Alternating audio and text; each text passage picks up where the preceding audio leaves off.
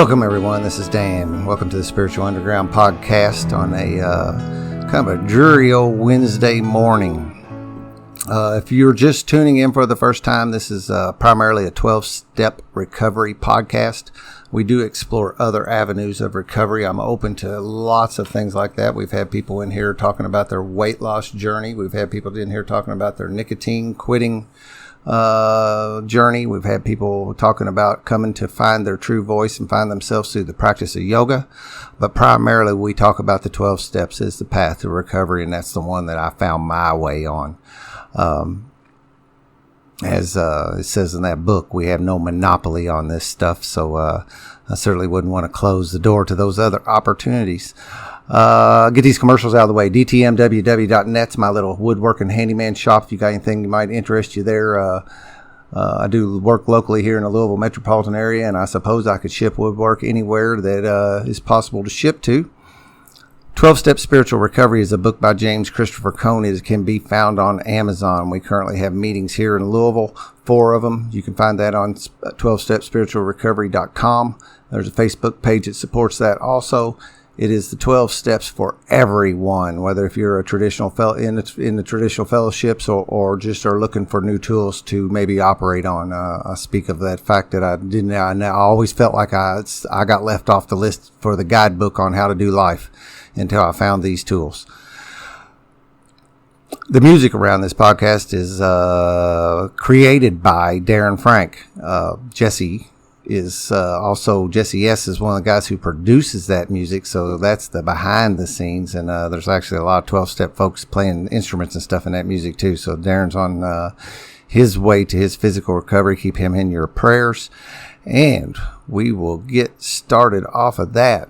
So I have a guest today that I've seen around since my very first in 2011. I started going to this meeting here locally, and I remember this gentleman, and we were just talking about the fact that he announced his first and last name in meetings usually, and I heard that, and that's another thing that made an impression on me because I thought, it was interesting to me that certain people did that and certain people didn't, not knowing anything about traditions or anything like that. It struck me, and he also carried a very strong message and carried it in a passionate way. I heard that, and I still hear it. And when I do see him in meetings, it wasn't too awful long ago. I was at a meeting here in a town next door called the Lunch Bunch. And actually, I keep a little notepad in my phone of people that I hear share that I want as maybe a potential guest on the show. And Bart was on a panel that day, and when he stood up and spoke, it's another one of those things where I heard he's carrying the message. What he said touched me, struck me. I heard it, and he was on my list at the same time. But that said, I didn't do anything about it. I took no action. And then one day I went in on a 6 a.m. yoga class. And saw a guy back there and behind me, but in yoga clothes, you don't necessarily recognize people right off out of street clothes. And, but after a minute, I did realize that was Bart, and, we've been doing a little practicing yoga in the mornings. And I asked him to come and be on the podcast. So I had him on the list, and I've been targeting him for a while. And usually, just like what seems to happen in this deal when I'm walking this path, I don't really have to make things happen usually. If I would just kind of get out of the way and let things happen, and I really like that organic way of operating, and I don't have to be, it says stop fighting everything and everyone and everything. Well, it's not really fighting, but I also don't have to be the driver. I take my hands off the steering wheel and just do the next right thing, and higher power seems to bring the people into my life that I need to have in my life or want in my life somehow or another without much doing of my own power. So how's it going this morning, Bart? We practiced this morning. Good. Yep. Feeling good. Awake. Body stretched out. You've been going most mornings? Yeah, actually, my first day was December the 29th or the 30th. I went those 2 days, and it was just, I was sitting around on Sunday night, that last Sunday in December, and I had known that, I really needed to get back into yoga, because my primary mode of physical exercise to that point had been, I've been getting on the treadmill for the last several years. But I had an injury to hamstring, and it had been bothering me for about 30 days and was limiting my ability. And I don't exercise because I necessarily enjoy it. I exercise because I like to eat, and I'm vain, and I don't want to be overweight. And I've got a couple young kids that I got to try and set an example for as well. And so on a Sunday night, I was sitting around, and I just did a Google search for yoga studios and classes, and found that one at Power Yoga the next morning at 6 o'clock. And I have not ever gotten up that early in my life. So when I was like, honey, do you care if I go to yoga tomorrow, between 6 and 7? And she looked at me like I had two heads because I was so out of character for me. And so I went that Monday and Tuesday, took Wednesday off, went Thursday and Friday, and then I was in Cozumel scuba diving from the 6th through the 10th of January. But then ever since then, Monday through Friday, 6 to 7 a.m., I've been there every day. That is great. Well, I imagine you're feeling the results of that. I feel a lot better. I don't necessarily like doing it per se, but I do like how it makes me feel when I'm done. Yeah. And that's a recurring theme in my life. Yeah, so, right. Yeah. I enjoy doing yoga. I've had where I can like check out mentally and just do the deal. Of course, I've been doing it about 3 years now. I think March will be the third year since I've had a regular membership. And of course, I went to teacher training there too, and took that back in, and that was last March, that the graduation from the teacher training. That's when that happened. But I'm with you. I feel great most of the time, and I say what yoga's done for me above anything else is given me this functional power to do the things I want to do in life. Whether if that's keeping my arms over my head, taking down and putting up a new ceiling fan, and I can hold my arms up for a long time. I don't tire. The other kind of physical labor stuff that I just kind of like to do. I split wood for the cabin down we got a place out in the country, and we heat with wood. And I just find that the things that I do, I can do, and I also can do them without like a recovery time now. If I go down and split wood all weekend, I need days. Right. Before I was okay again. I actually can go down and split enough wood to carry through the winter now in a half a day and go do something else. And so I think it's functional power. It's allowing me to do this thing called life on a better level because I practice it. Well, and back in August, I was doing something just as innocuous as I was cleaning my office, and I bent down to get underneath my desk, and my back totally went out. I had this warm shooting pain through my lower back, and I thought, oh shit, I have done something really serious. Yeah. And I eased myself and got myself in my chair. I broke out in a cold sweat. I ended up passing out for a few minutes. My mom just happened to stop by the house when this was happening to me. We ended up calling 911 because I really didn't know what was going on. So I got an ambulance ride to Floyd County, and I didn't have a herniated disc or anything of that nature, but they diagnosed me with a bulging disc. They sent me to physical therapy, and so I did that. And really, a lot of physical therapy stuff is a lot of the same kind of stuff that they have you do in yoga. It is. And so that was, that happened, like I said, back in August, and I had one back issue within the previous 12 months prior to that, and it's just been in the back of my mind that it was, I needed to do something regularly. And so finally just got to a point where that just happened. And that just, I don't know how or why things happened at that just particular like what I was saying moment, earlier, but it just all of a sudden went down. It just pops in there and you go, hey, wow, that was pretty cool how that happened. Like I said, organically, and really didn't make a big push to make it happen. I had a back issue last year, and I had done all that teacher training, and I kind of burned out because we were practicing a bunch when we were going through that. And then I got laid off of my job, and I still was going and doing a lot of yoga for a while. And then this handyman gig popped up. And when I was out doing that, I just didn't feel like, I basically just set down my yoga practice for a couple months completely. And then I was running around changing out. I had a job where I was changing out all the receptacles and switches in a house. It was a house with aluminum wiring, and it had all copper stuff in it. And it was one of them inspection checklist things. You really need to put those aluminum wire compatible receptacles and switches in. And I guess That's probably there's probably some opinion there, but the code and different things say that's what you should do, and that's what these people wanted, and I did that. Well, I bent over, had tool belt, an electrician's tool belt on, and I have long screwdrivers that hang down the back. I like the long screwdrivers, and I would do this little hip shot to swing that so it didn't stab me in the back of the leg when I squatted to get down to a receptacle.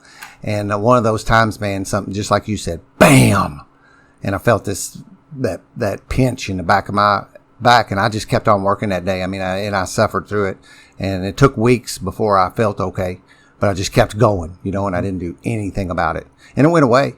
And then it popped back up again when I lifted a suitcase in a bad lift, like a leaning leverage. I reached over something to pick up this suitcase to set it on the airline thing, and that popped again. And then I woke up one Monday morning. I'd practiced for the first time in a while, and I don't think these two things are related. I really do not. But I'd practiced for the first time. I told myself I was going to get back in the studio, and I practiced on a Sunday night. And I think it was a renew and release, a real easy, slow moving classes. And I woke up the next morning, and when I got out of bed, I had a shooting pain down the back of my leg that was to the point of more pain than I believe I've ever felt in my life. I have hurt myself bad over the years. I fell off a roof. I've compound fractured my leg. I've done quite a few things that would be up there on the pain scale. And that nerve pain down the back of my leg, I couldn't walk. I couldn't even I was writhing on the bed crying. I crawled into my daughter's room and told her to go wake up my dad to take him to school. And I ended up going to the hospital. And the second I sat on the exam, I was crying in the emergency room. I couldn't help it. It hurts just unbelievably. And it got to a pain threshold where I thought I was hitting like a limit. Like I was not going to be able to take any more of this pain. I don't know what's going to happen, but I'm at an edge where I can't bear this. And they set me on the examination bed. They rolled me back there and got me on a bed. And the second they set me on the bed, my whole entire left leg went numb, which was a relief because it didn't hurt anymore. Mm-hmm. But the numbness was a bit frightening too. Right. So I ended up kind of going down a path like that too. And my left foot is still numb. And I've been seeing a chiropractor, doing some physical therapy according to the chiropractor's guidelines. And they do some massage and some traction and some different things. And then he released me to get back into my yoga practice after a little bit. So I asked him, and he said, yeah, I think you probably ought to hold off just a little bit. Right. And it started getting better. And now, since I kicked the yoga back in gear, the feeling's coming back in my foot and the strength. Mm-hmm. And when I first started going, I couldn't even begin to do any kind of balancing poses on my left foot. Anything that was dependent on my left foot, I had a real trouble with. Anything like a crescent lunge on the left or tree on the left or any of those left type dominant poses. And I'm getting better at it. I see the improvement.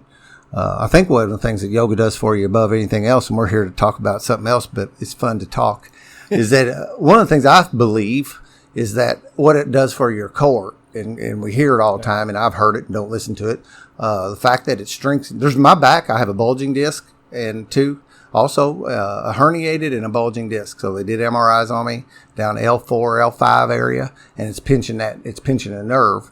Part of the problem is because I broke that right leg, and it's a shorter, and my hips are out of level. They're tilting, and that didn't make any. When I broke my leg at 19, that really hasn't had an effect. But now I'm 50. Right. It's catching up with me, and probably because I've been doing yoga for the last few years, and I used that back pain for a while to acquire my pain medications and stuff, and was part of my problem back when I was doing that. Mm-hmm. I would go to the chiropractor, but I didn't want to get better. I wanted more pills. Right. So increasing that core strength is supporting that weak link in my back. It's not fixing anything, really. Right. But it's supporting it and giving it what it needs to not cause me any troubles. And I don't have any back stuff going on at all. Yeah. It's all down. It's manifesting in my leg. Yeah. The back hurt those 2 times. I'm just a big fan of yoga. I mean, it's another thing of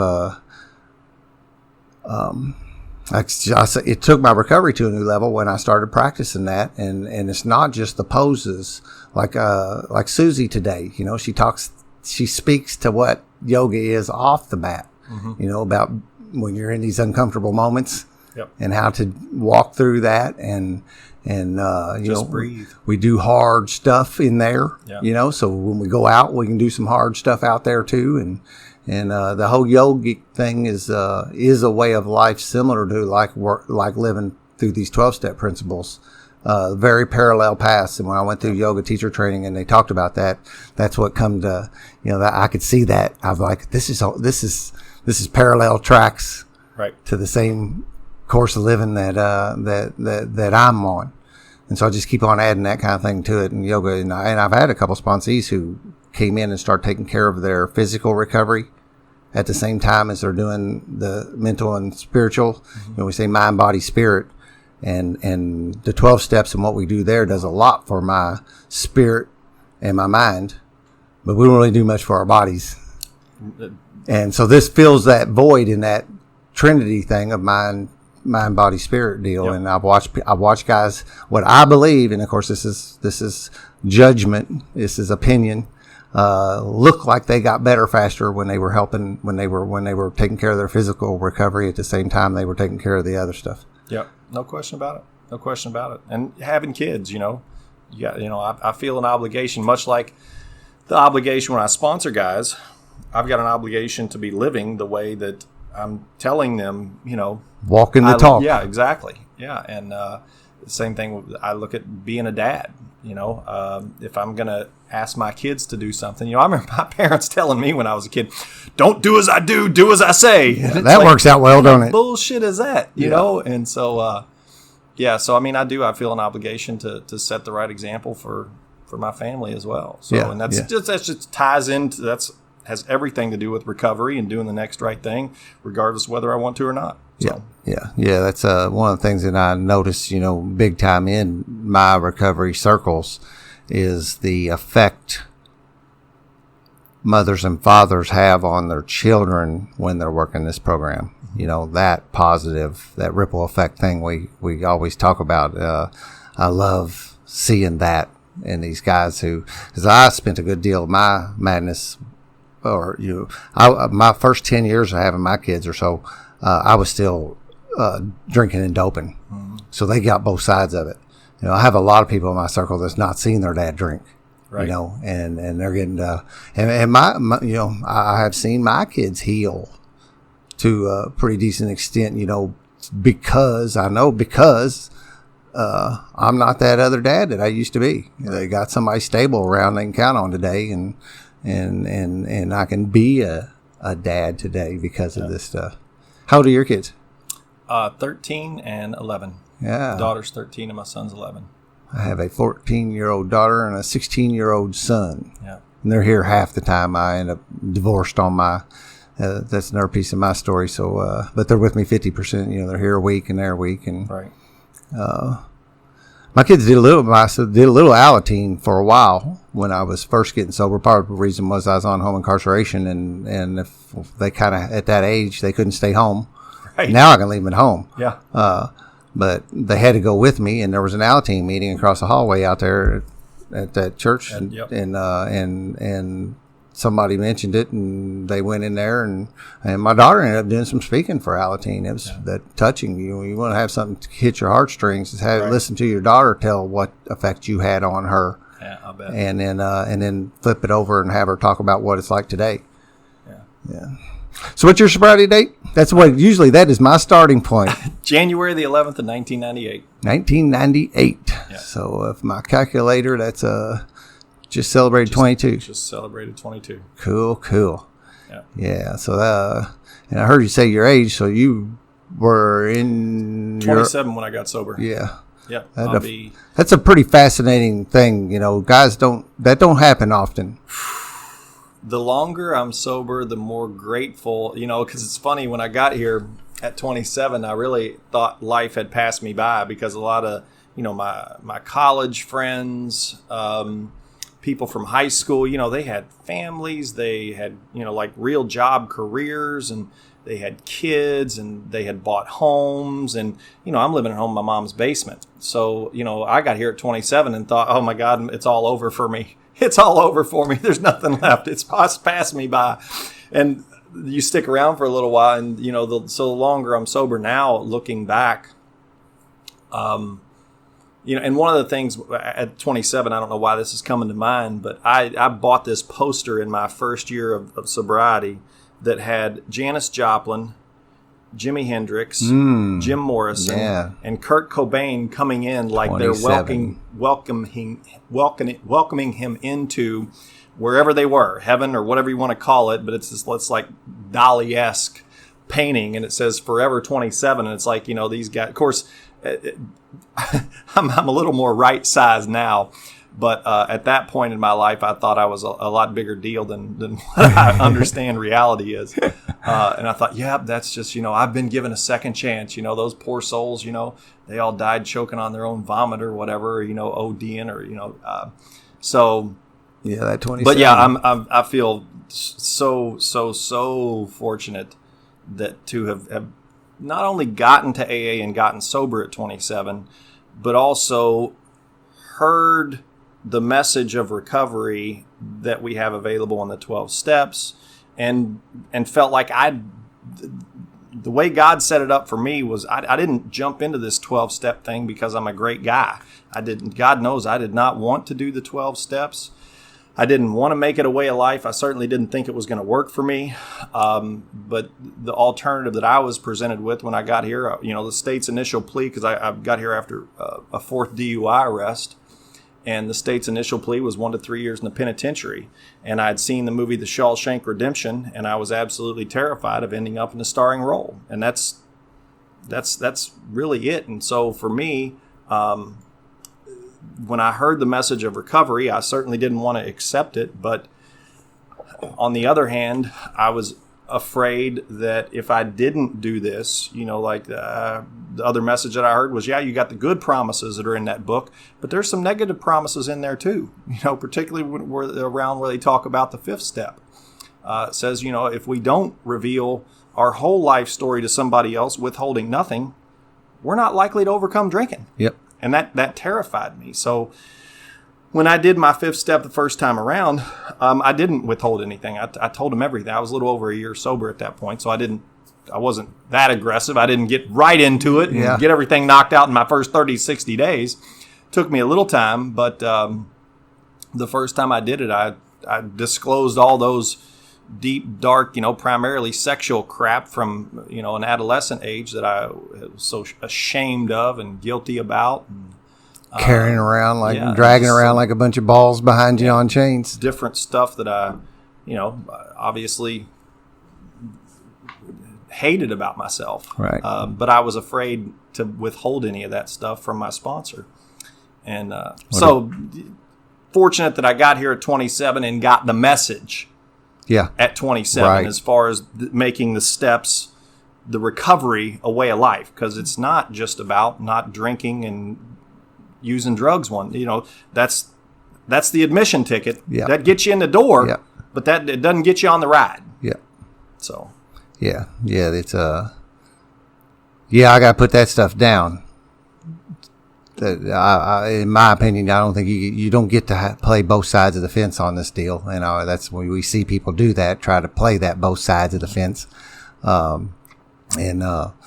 yeah, it's like I said earlier, it's like it gave me some way to operate, because frankly, I didn't have one, and it's not my parents' fault. I have a great set of parents. It's not the education system's fault.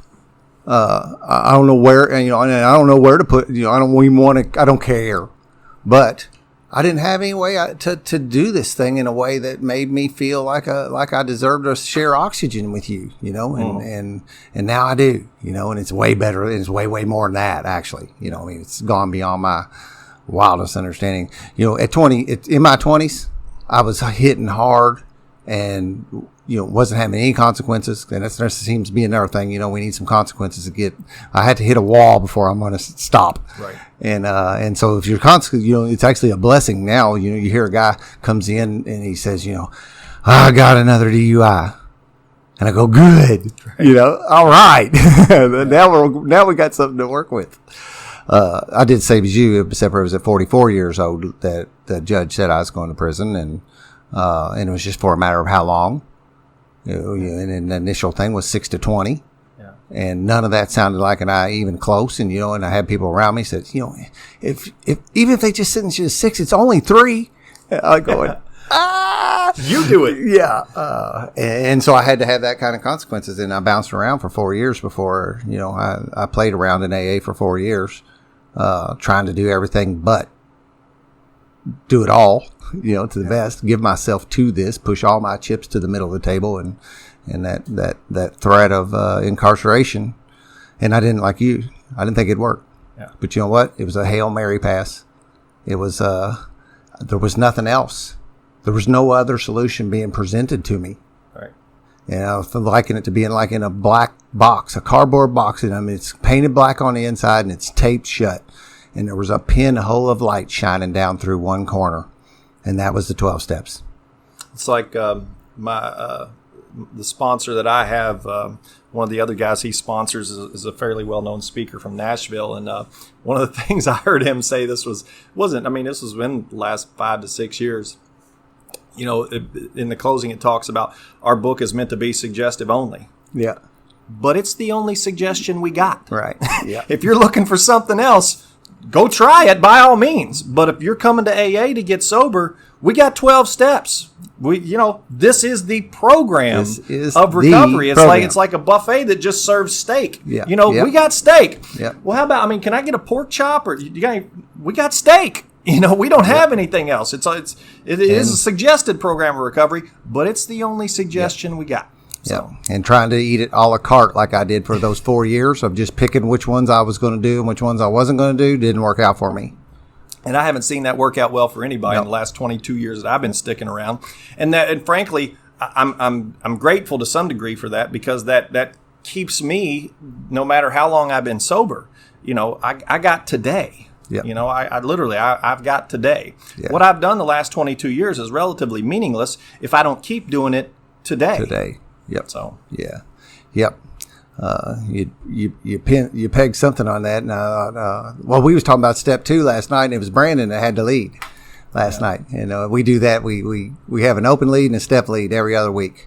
And then we celebrate birthdays on the last Tuesday. And Brandon, and Brandon's interesting in that I saw him walk away for a while and retain his sobriety. Because when I got around at first, I heard about this guy, but he didn't. He really was. Hey, he kind of checked out. He was off doing life. He's retaining sobriety and operating on these principles, but he wasn't like joining in the fellowship portion of it and participating in that end. But, I was thinking about that last night, that coming to believe, I can broaden a lot of these definitions, and it's certainly not meant to water it down it's to expand them and broaden them. Those people doing that also made me come to believe that don't work. The same way I came to believe that I could be restored to sanity and came to believe that this does work. And I hate that little deal about, that some people out there have got to die so others of us can live. But it seems to be, we just lost a girl, here this week, and a young girl. I didn't know her, but I saw that on Facebook. Either. I'd seen her name around. It breaks my heart. 20, I think. She was young, and now you got a motherless child out there, and it's Yep. Yeah. The fact is, this kills you. Yeah.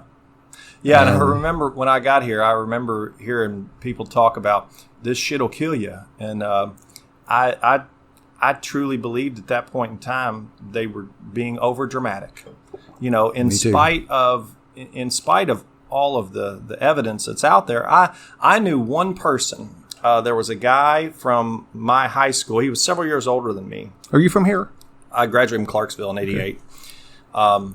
And there was a guy who had graduated from Clarksville, I think a year before I got to Clarksville High School, who I don't even think he was 21 yet, but he had killed himself drinking, and not intentionally, but he was in a drunk driving accident. He'd been drinking and driving and killed himself. And he was really the only person that I could think of from personal experience who had died, from drinking. And it was an accident. Yeah. And so I believed when I got here that they're just, this shit'll kill you stuff. I think they're just over dramatized and trying to scare me into staying sober. And I can tell you at 22 years sober, nothing could be further from the truth. I mean, this shit will kill you. I have watched and seen it kill folks over and over and over and over. And you read the obituaries, you can see them. You don't have to say it. Some people do. The motherless children that it leaves behind, the fatherless children that it leaves. I mean, it's and knowing that we've got a solution. Yeah. We've got a way out, man. And not only do we have a way out, but this life because that was the other thing, when I first got sober, God, life was going to be so gray. If I couldn't drink and use drugs and chase women the way I chased women and deal stuff and be caught up in that whole little wannabe gangster lifestyle, man, if I can't do that, life is over. It might as well end. God, I don't want to be a boring guy who's, cutting the grass, wearing his black dress socks and freaking has a mortgage and a nagging wife and pain in the ass kids that he's got to be oh my God, that looks terribly gray and dull to me. I mean, hell, look at my exciting life in the fast lane. Yeah, I'm living at home in my mom's basement, but come on, man, this is exciting. And I mean, I was such a joke, man. I mean, I look back on that kid and I'm like, God, you couldn't have been any more clueless. And, it's like it's like the line in the book that talks about contempt prior to investigation. I had never been sober. I had absolutely no freaking clue. The shit that I've done over the last 22 years. I mean, I just got back from scuba diving in Cozumel. One of my favorite things to do actually is scuba dive with sharks, tiger sharks, bull sharks, lemon sharks, reef sharks. I've been on several trips getting to dive with sharks. Man. That's like, now you want to talk about a spiritual experience. Yeah. That none of the lifestyle that I lived as far as booze and drugs, that shit, that's like child's play compared to the shit that I've been able to do sober. That is just, wow. I mean, to get be high present, on life. Oh, dude, to be present for the birth of my children. Yeah, right. And then to have the connection and the awareness with my kids and my wife that I have today, to get to coach my kid playing baseball. My listeners will hear me say this a bunch of times, but my sponsor in the beginning, when certain things started happening for me, these, and I will just say, they're miracles. In my life, they were miracles. They were things I were getting to be able to experience. There was no way I was going to get to experience this stuff if I was on the path I used to be on. And he advised me to start writing them down and make a list. So I did. And then we would talk about something and I'd share with him because, he's a guy that says, call me every day. And it's not an option. and when I had something when I would share, as I started receiving the benefit and I started having things happen, and he'd say, put that on the list.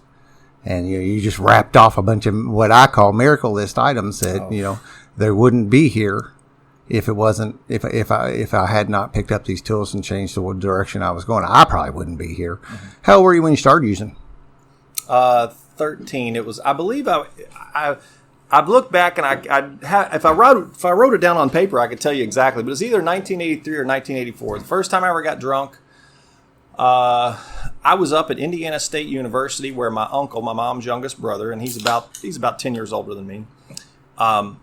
He was going to college at Indiana State, and my grandparents took me and my younger brother up there, and I was in 8th grade at the time.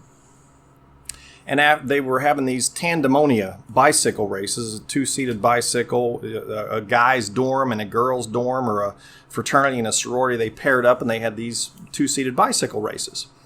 And after the bicycle races were over, we went back to my uncle was in fraternity, SIGEP, and went back to the fraternity house. Of course, they had a keg of beer, and my uncle hands me a beer off the keg. Now, just to kind of give a little context to the story, I got 2 younger brothers. My mom and my dad got divorced when I was about 5 years old. My mom remarried a year later. So from what I'm bringing to the party this particular day at the fraternity house, I got 2 younger brothers who I'm getting stuck watching on a real regular basis. And I'm in 8th grade, so we're starting to have little middle school parties and whatnot. And it seems like there are too many occasions where I'm getting stuck watching my 2 little brothers while my mom and stepdad are going to Tri-County Shrine Club to hang out with their friends and drink. Because drinking was a big part of my mom and stepdad's lifestyle. And it was a big part of my dad's lifestyle too. I mean, when my dad came and picked us up usually once a month on the weekends and took us to Salem, Indiana, to visit my grandparents, he always had a Miller Lite between his legs. So I grew up around a lot of booze. And in fact, when I got to Alcoholics Anonymous, my alcoholism was largely my family's fault. They were responsible. If they hadn't done what they had done, if I hadn't been brought up that way, I wouldn't be acting this way. So don't get pissed off at me because I'm behaving this way when it's y'all's fault. And so anyway, what I'm coming to the party with on this warm spring day at Indiana State University, as we get back to the fraternity house, is I got this major resentment that finally, because I'd watched my parents do all this, and I couldn't wait until I got to the age where I could finally drink. And, I had sips off beer and whatnot before, but this day my uncle hands me a beer off the keg. And, I remember my grandfather, who was always a real stern figure, very loving guy. And I mean, but he always commanded respect from me. He was one figure who I was a little bit scared of, and he never laid a hand on me, but he just my grandfathers were that kind of towering figure who commanded that kind of respect from me.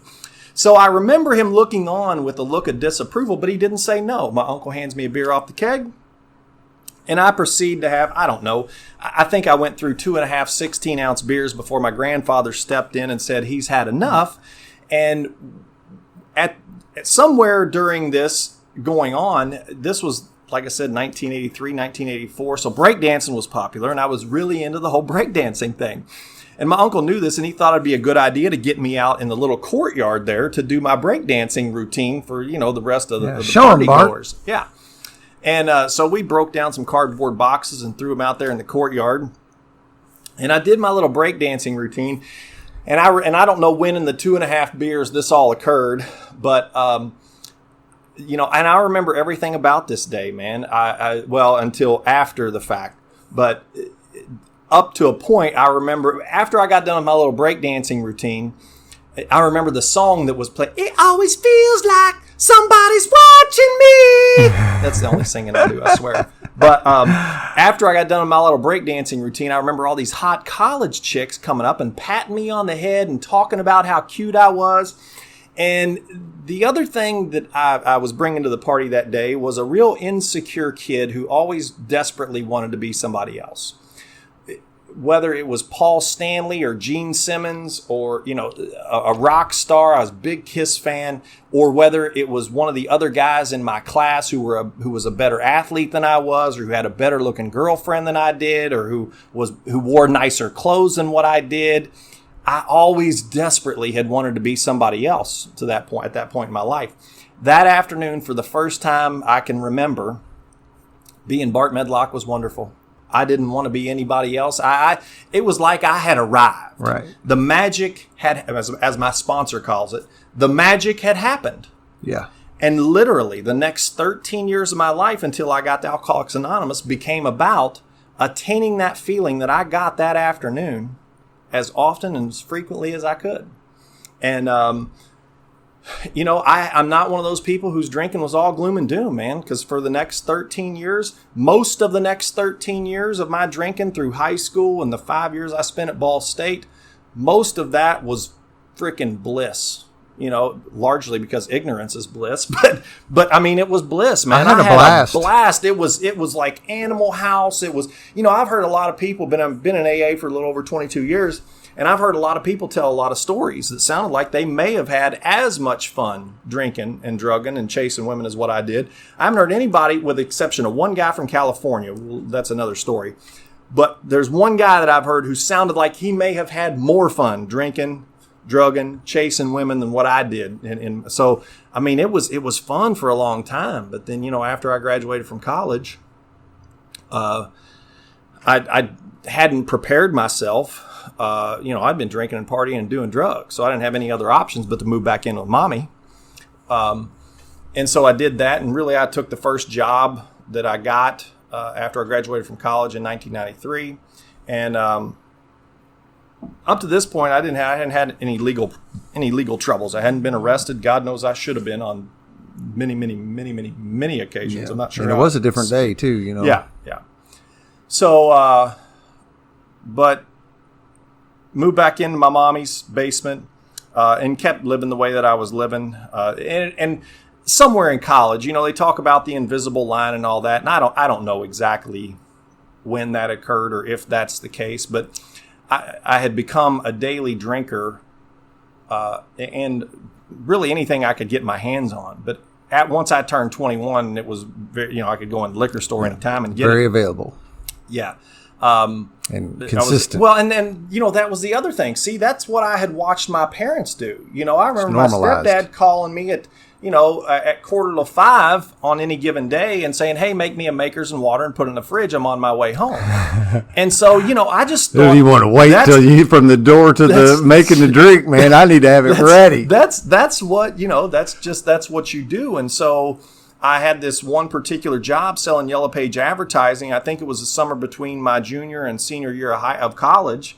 And at that point, we had a sales meeting every day. That was how we ended our day. Our sales meeting was at 4:30 or 5. And so my routine was I'd show up to the sales meeting with a 40 ounce. I mean, the calls were over, and that's what. Yeah, work was over. This was wind down time. I'm a big guy now. This is what the big guy, this is what the adults do. And so that was kind of my first memory of becoming definitely a daily regular, just doing what I saw my parents do. And, so after I graduated from college, I hadn't prepared. I hadn't sent out resumes or done anything. So I just took the first sales job selling satellite dishes door to door that I could get.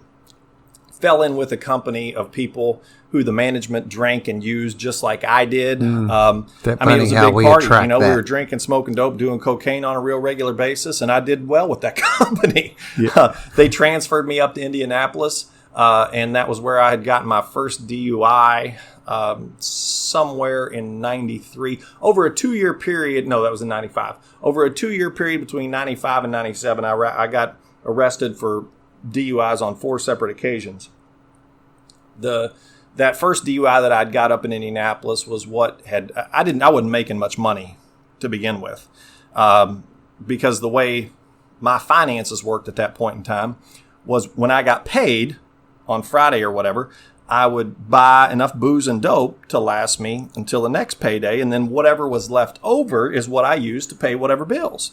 And I mean, I was terribly apologetic about it, but there was just never enough money left over to take care of all those folks and those obligations.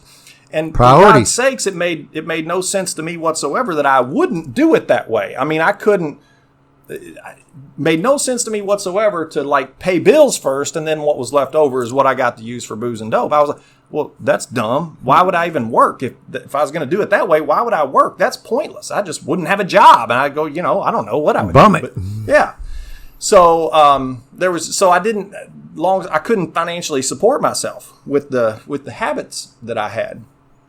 So after I got that DUI, that kind of pushed the envelope over the edge and bailed on the lease that I had up there and moved back into mommy's basement and got a job in the restaurant business.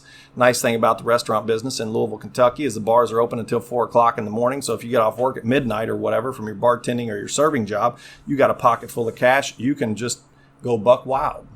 And I did, and that was how I lived. Blackouts, drinking and driving. I'm real fortunate that no tragedies, no real tragedies during that time. I did some things during those years that I am ashamed of and that I have addressed. I treated particularly some women. I treated some women horribly. I hope my daughter never crosses paths with the likes of a person who treats her. Hopefully, I've raised her to the point of where she would never, tolerate it. But nevertheless, I was not a good guy. I was not a good guy. And I've made amends to the best of my ability. My sponsor's aware of everything that I have done along those lines. So after the last DUI that I got to date was in November of 97. My little brother played football for Clarksville High School the year that they went to the state championship, and he was playing in a regional game, and that was one thing. I always went to my little brother's football games. And the night before, they were playing a regional football game on a Saturday night in Westfield, which is just north of Indianapolis. And the night before, I had been out drinking whiskey, doing cocaine, smoking dope with a buddy of mine, John, and who he's sober now too. We had been up at some podunk bar in Borden, Indiana, seeing some band. and hanging out with some people that I didn't know, but they had the things that I like to do, and and it was theirs, and so they were offering, and so that was all good. And we ended up at Sneakers, and I stumbled outside of Sneakers. I don't know what time it was, probably around 3 or 4 in the morning, and I knew the game was the next day. Sneakers. Yeah. And there was a police officer there that I knew and who was an assistant football coach. And I told him, man, I can't find John, and we got the game tomorrow night. I don't know how I'm going to get home. And he get in. And so he gives me a ride home in the police car, ride back to my mom's, I should say, in the police car. The next day I come to, and the plan was I was going to ride up to Indianapolis with my mom and another friend of ours, Angie, and we were going to stop, and we were actually going to stay the night with one of my old Ball State roommates and his wife. And they lived in Indianapolis, and so it was going to be a reunion thing. Yeah, I can't wait. And so I come to the next day, and I'm like, I'm ready to partay. I mean, it's on. I come to, it's like noon. I'm like, all right, let's rock and roll, ladies. Let's, come on, let's head them up and move them out. And my mom's like, dude, chill out, man. It's noon. We're supposed to meet Grandma and Grandpa because we were going to meet my grandparents at a rest stop up around Scottsburg or whatever and follow them up there. And she's like, chill out. Angie's not going to be ready for a little bit. We got plenty of time. Relax. I'm like, man, you women are just too damn high maintenance. So I went out, jumped in my car, and I ran over to my buddy John's house. He should say John's mom's house. He was real cool. He lived with his mom too. And grabbed, because that's where I'd left my Seagram's VO from the night before. And I had to have my bottle. And so I ran over and got that. And then I went to Resh's Tavern because I knew those folks wouldn't be the same if I didn't check in and let them know what was going on with me. I knew they were consumed with, what's going on with Bart. Haven't seen Bart yet today. Nothing's more important than what's going on with Bart on any given day. And so stopped in there, had a few cocktails, and then it was time, it was like 3 o'clock, it's time to head up to Indy. So I go out and jump in the car, head up to Indy. I got my big moose cup of my VOs loaded up with my splash of Coke, and I got my little glass ashtray with my one hitter in it. I'm prepared for a road trip, Head up. I get up around the Henryville exit. It's a cold November day in '97. And it occurs to me, I had a little moment of clarity. I'm like, dude, you are wasted. And so you know what? I put this beautiful plan into action. I said, you know what? I'm almost to the rest area. It's almost 3 o'clock. Mom will be meeting Grandma and Grandpa up here. I'll just pull off the rest area. I'll hook up. I'll ride with them. We'll get my car on the way back. It's a beautiful plan. Yeah. This is brilliant. I got a plan. So I pull off in the rest area, and this is before cell phone, so it's not like I can call and check with anybody. And I pull off the rest area, and Grandma and Grandpa aren't there, and Mom's not there, and I'm just like, well, give thanks in all circumstances, for this is God's will for you in Jesus Christ. I don't know where I had picked up Thessalonians 5:18, but I had picked that up somewhere along the way and pulled that out of my back pocket. And, hey, because, I got to get to the game. It's critical that I get to Indy. I got to get to my buddy's house, and then I got to get to the football game. And so it didn't matter what it was just, that was my plan, and nothing could get in my way or tell me any different, no matter how wasted I was. And, so I thankfully arrive at my buddy's house. Wasted.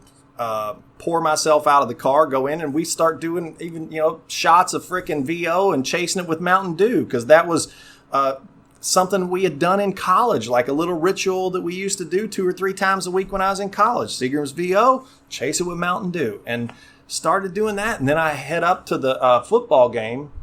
And because it was getting close to game time, and so I told Ed and Gina, well, I'll be back, And, you would think, well, my God, those people, if you were that wasted, those people let you drive. And, the thing was, at that point in my drinking, yeah, I was wasted, but you would have no clue of exactly how wasted I was, because I was always that wasted, pretty normal. Much. Yeah, so, so I head up 31 North towards Westfield, and I look in my rearview mirror, and I see the lights, and then they're not on, but I see there's a cop behind me. And so I buckled, okay, got to be careful. And so, I'm being being real careful with my driving at that point. And the next thing I know, the blue lights come on. And I'm like, oh shit, because what I'm bringing to the party at this point is 3 previous DUIs, 2 convictions, one that had gotten reduced to disorderly conduct. And what I didn't tell you earlier is that after my 3rd DUI, my second conviction, but my third DUI arrest, I'd made up some rules about my drinking.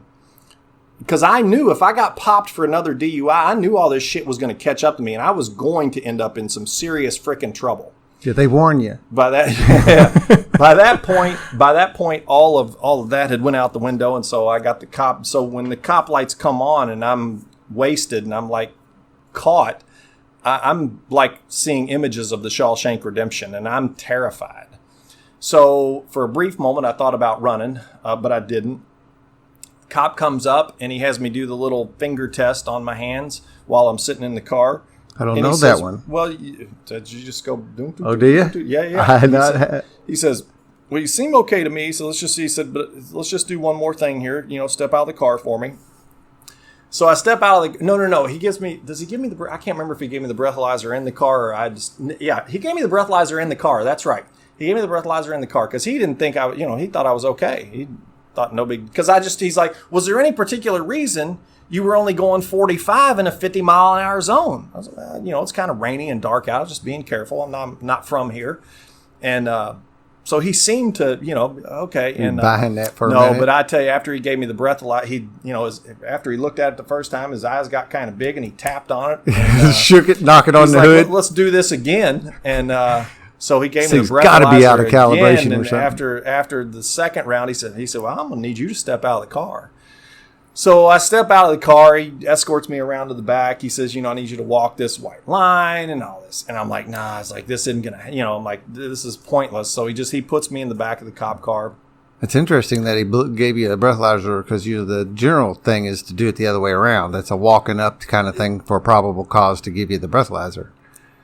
Yeah, well. Okay, yeah, who knows? And I'm not trying to make sense out of it. It's just as interesting. So after he puts me in the back of the police car, and, it's like I had, for the last year and a half to 2 years of my drinking at that stage, I had come to pretty much every morning with, because I'm 27. I just turned 27 years old. The goals that I had formed in middle school, late adolescence, let's say 13, 14 years old, dude, I was supposed to graduate high school, go to college, get a degree. And as soon as I got my college degree, some CEO of a Fortune 500 company was going to stumble across my path, and they were going to see that, holy shit, look, this is the golden child. This is the next savant for whatever product or service they're offering. And they were just going to, and it was going to be in Chicago, New York, or LA. And I was going to be in the corner office of some high rise, and I was going to have a 6-figure salary. That's how my life was supposed to go. See, I thought I was really going to be exempt from the toiling and the hard work and the time-consuming climb of the corporate ladder. I thought I was going to be exempt from that. I really did. I thought they were just going to pluck me after I graduated from college, put me in the corner office in New York City, downtown Manhattan, on the 25th floor, and I was going to be making six figures. It was going fill your bank account with money. Absolutely. It was going to be beautiful because, I was, clearly, it didn't take a freaking CEO of a Fortune 500 company to figure out this kid is the next freaking MVP of the earth, At least that's how the delusion in my head. So, when in the doctor's opinion, when it talks about in full flight from reality, no question. Full flight from reality for sure. But I really believe that shit. I'm as ridiculous as it sounds, I believe that shit hook, line, and sinker. And so the last year and a half to 2 years of my drinking, I came to with I was like, this is not how my life was supposed to go. I'm not supposed to be living in my mom's house. You know what? You are a worthless piece of shit. You and anybody who cares anything about you, who would be a lot better off if you were dead. You're contributing nothing to society. You are taking up space that other good, decent human beings are could be occupying. You're breathing air that other good, decent people. You are a waste.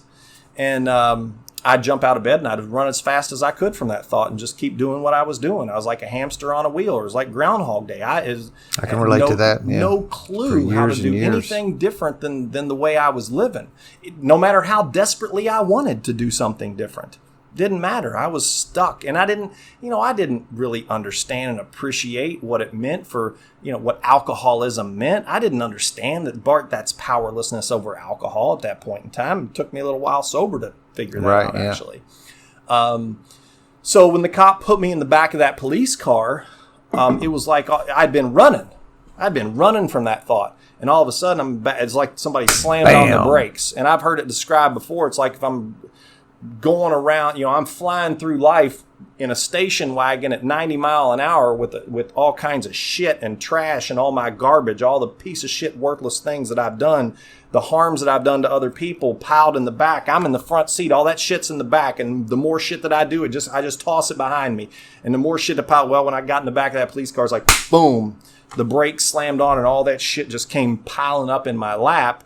And it was like reality. And I mean, I broke down in the back of that cop car, and I remember on the ride to jail, I specifically remember telling him, like, I don't know, man, whether you're sent from God to save my ass or whatever, but, because I didn't know what was going to change, but I knew something was going to have to change. I knew that there were going to be some consequences for this. I had been running from that for a while. I didn't know how to not drink or not use drugs, but I knew that there were going to be some consequences. And sure enough, the state's initial plea was 1 to 3 years in the penitentiary.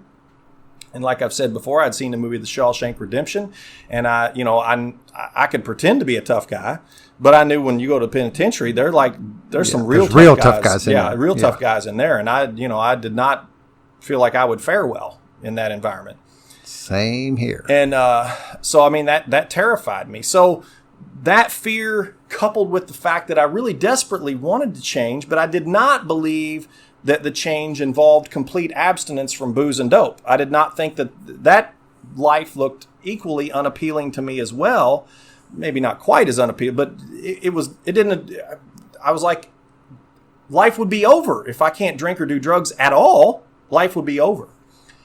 So I didn't drink for a total of 37, 38 days. And I got arrested on November the 15th, 97. Didn't drink for a total of 97, 98 days. It was 37 or 97. This was 1997. No, but you said for a minute you said you didn't drink for about 30-something days, and then you switched to 90-something days. No, it was in 1997. I didn't drink for about 37, 38 days, from November the 15th until Christmas of that year. And after I got arrested for a DUI, my mom put me, well, number one, because the other part of that was my mom and her friend Angie and my grandparents, they were going to be waiting for me at the football game. I had no cell phone to call them and say, hey, just FYI, guys, I just got popped for another DUI. So I knew when I didn't show up to the football game, because I always went to my little brother's football games, particularly with this being a regional championship. So I knew here once again, because I knew that they were concerned about me and how I'd been living and my drinking. I mean, I was a freaking animal.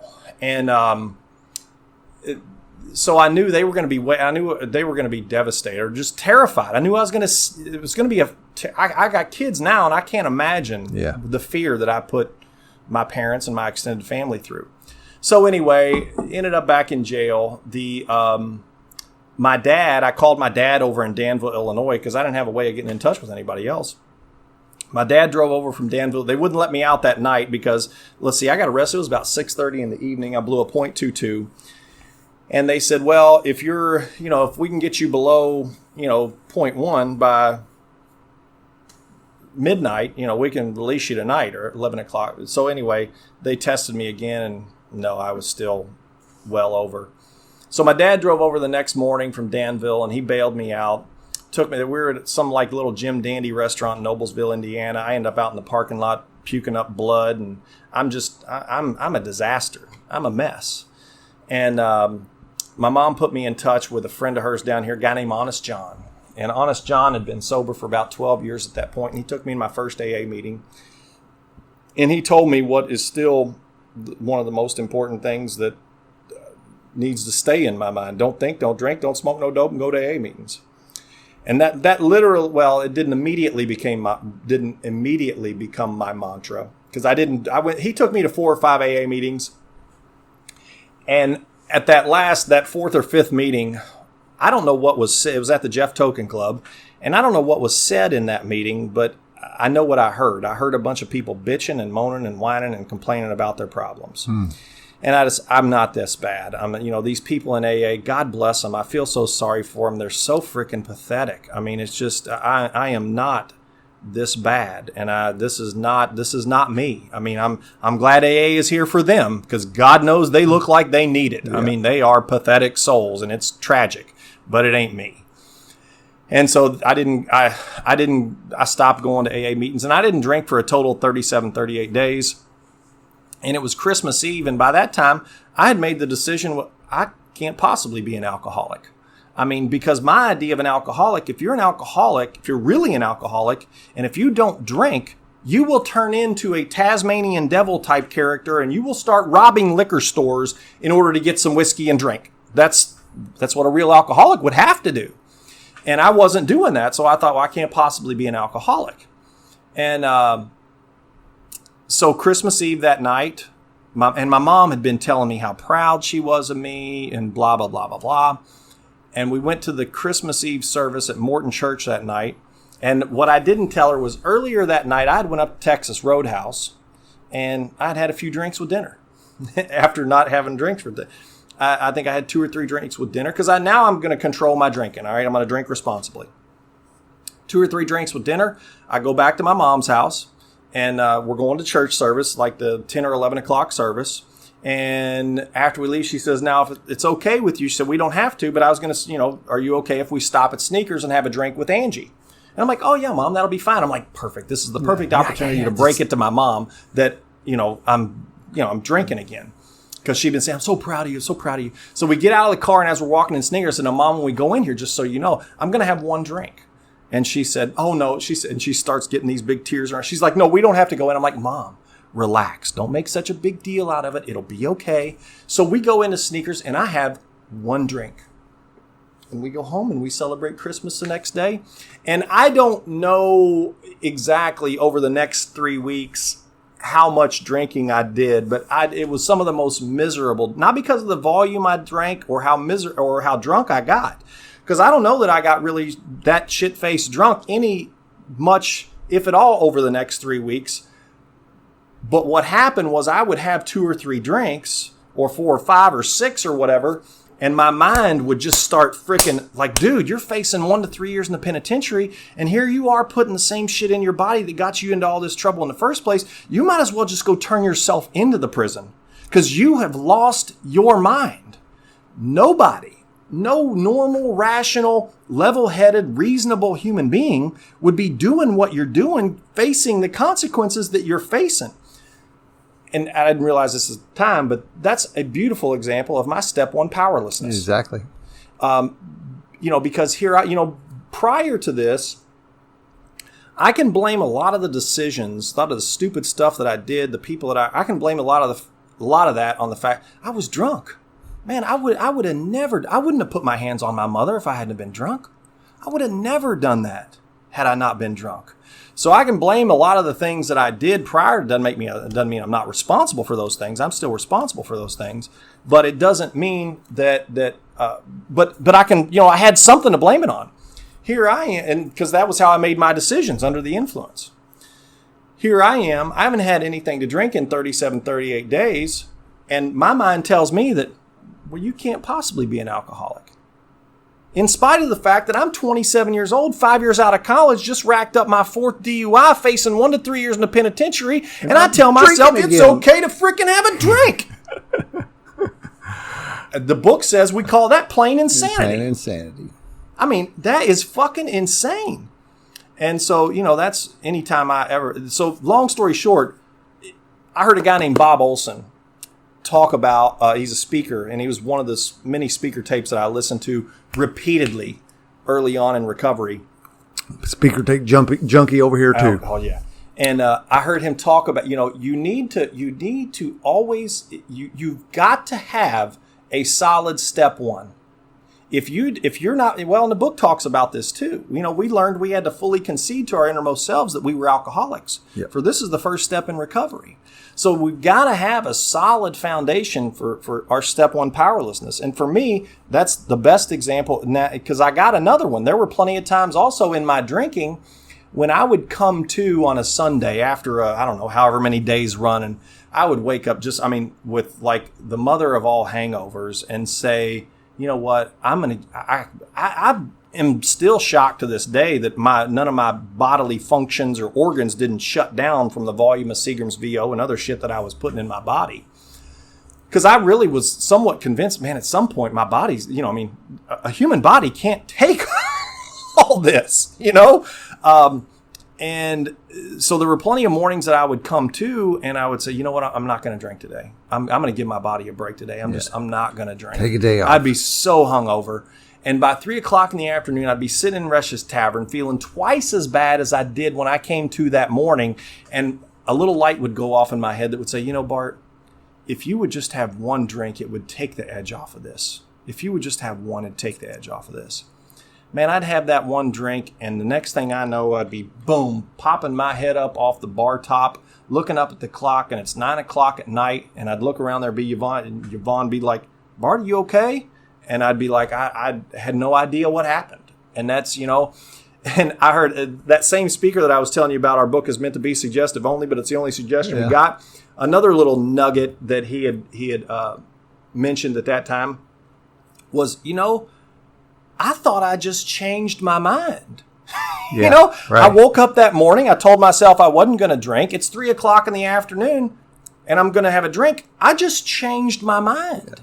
I didn't realize that, brother, that is your step one powerlessness over alcohol. Yeah, so those are two very crystal clear examples and why I have no delusions whatsoever about the fact that I am an alcoholic. I'm bodily and mentally different from my fellows. And those two things are the best examples I can come up with. And I encourage everybody, get your examples, man. Yep. Hang on to them. Be crystal clear on your why. Those are my why for sure. So I didn't drink for that 3 weeks from Christmas, and I'd had an evaluation done because in that 37, 38 days that I didn't drink, my mom and my grandfather had taken me up to Noblesville, Indiana, where I was facing these charges, and we had met with an attorney up there, and he had taught, because I said, look, I don't care what, I just want to stay out of jail, I just want to stay out of prison. And he said, I'm not making any promises. He said, but here are some things you can do to, give me something to show somebody that, give me some kind of shot. I'm not making any promises, but this might help. So one of those suggestions was to have an evaluation done at their probation department and then do whatever the probation evaluator, because you're going to have to do this as part of the sentence anyway. So go over there and do what they tell you to do. So I'd had this evaluation done by the probation department. This was around December 29th or 30th. Like I said, I'd started drinking again on Christmas Eve. And when I went and had this evaluation done by their probation department, she asked me a full litany of questions about my drinking and drug history and my family history and the whole 9 yards. And I was honest with her about everything, with the exception of the fact that I'd started drinking again on Christmas Eve. Other than that, I told her all the drugs that I had done, how often I had done drugs, and she diagnosed me as chemically dependent, of course. And she said, here's what you need to do. You need to have an evaluation done by a treatment center down where you're from. And then in the meantime, while you're waiting to get in to have that evaluation done at the treatment center, you need to go to one AA meeting a week. I'm like, oh, inside I'm like, oh, no, don't send me back there. No, not AA. Oh, God, no. I went to that place. It's horrible. I don't belong there. And that was, like I said, around the 29th or 30th of December. And she said, one AA meeting a week. A week. Well, I'm still, hell, we left the probation department, stopped by the liquor store and got some beer. My little brother had given me a ride up there. And so we get back down here and I'm still drinking and still hating I'm not enjoying my drinking at this point. Yeah. There's that saying, when you get to Alcoholics Anonymous, you may not have taken your last drink, but by God, you have enjoyed your last drink. Yeah. And I can certainly relate to that because that 3 weeks of drinking, I did not enjoy a single drink that I took during that 3 weeks. And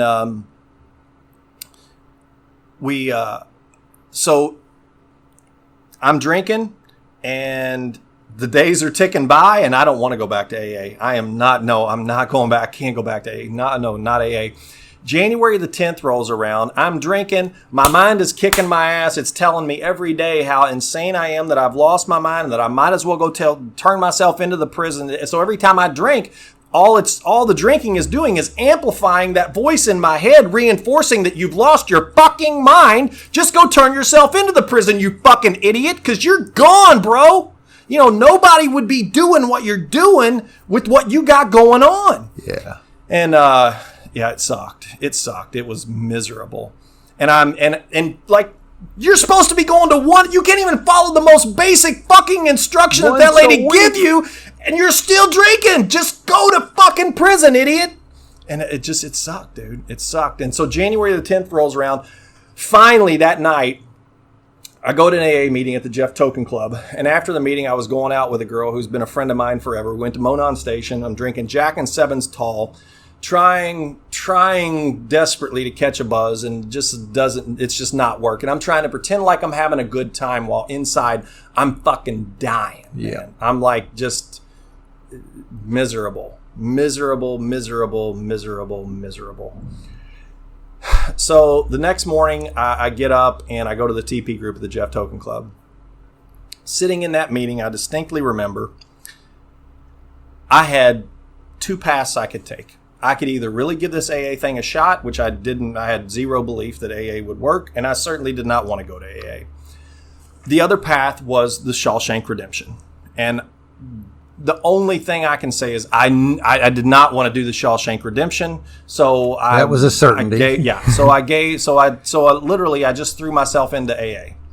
And I started going to AA meeting after AA meeting after AA meeting after AA meeting after AA. I mean, they talked about 90 meetings in 90 days. And I sincerely I did not have a sincere desire at that point to stay sober. I had a sincere desire to stay out of the freaking Shawshank Redemption. Okay. So I threw myself in so long, you know, when I hear these people, when I hear it said in meetings that, well, you got to do it for you. You got to do it for you. I'm one of those guys who's like, look, I don't give a shit why you do it. Just fucking do it. I am too. You know? So, because, you know, for me, I had to act my way into recovery. You know, my thoughts, feelings, and beliefs, they were my disease. They were one and the same. And at that point, I was not healthy enough to separate what was a real thought, feeling, and belief that was like reality and fact from what was fucking insanity and alcoholism. Yeah. So I needed to do as little thinking and feeling and believing as I possibly could. I needed to do a whole lot of fucking acting of stuff that it didn't matter whether I wanted to do it or not, whether I felt like it would work or not. I just needed to do it. It's like still today, doing the next right thing. Whether I want to do it or not, it's immaterial. Just do the next right thing. And so I acted my way in. You know, I kept coming to these meetings that I didn't want to go to, that I didn't think would work. You know, slowly but surely over time, it wasn't immediate. There wasn't any big flash of white light. But, you know, over time, something started to change. And I would say let's just go with, you know, they talked about getting a sponsor. Well, I wasn't real big on getting a sponsor simply because I didn't think I was going to be around. You know, I needed to get out of the freaking legal shit that I was in, but I didn't think I was going to be sticking around for an extended period of time. So I didn't want to form a relationship with a sponsor that I was just, you know, that I knew I was just going to turn his time. Yeah, exactly. So, but I did end up getting a sponsor. Well, when I was 2 months sober, see, for the first 2 months, I'm coming to AA meetings all the time, and my alcoholism is picking out. I don't think I was consciously doing this, but the disease of alcoholism, it freaking owned me. It owned my thoughts. It owned everything about me. It hijacks your operating system, just like a virus in a computer, and it takes over. If it didn't want me to believe something, I didn't get to believe it. You know, so. For the first 2 months I'm coming around, my mind is picking out everything. You know, I hadn't lost a job.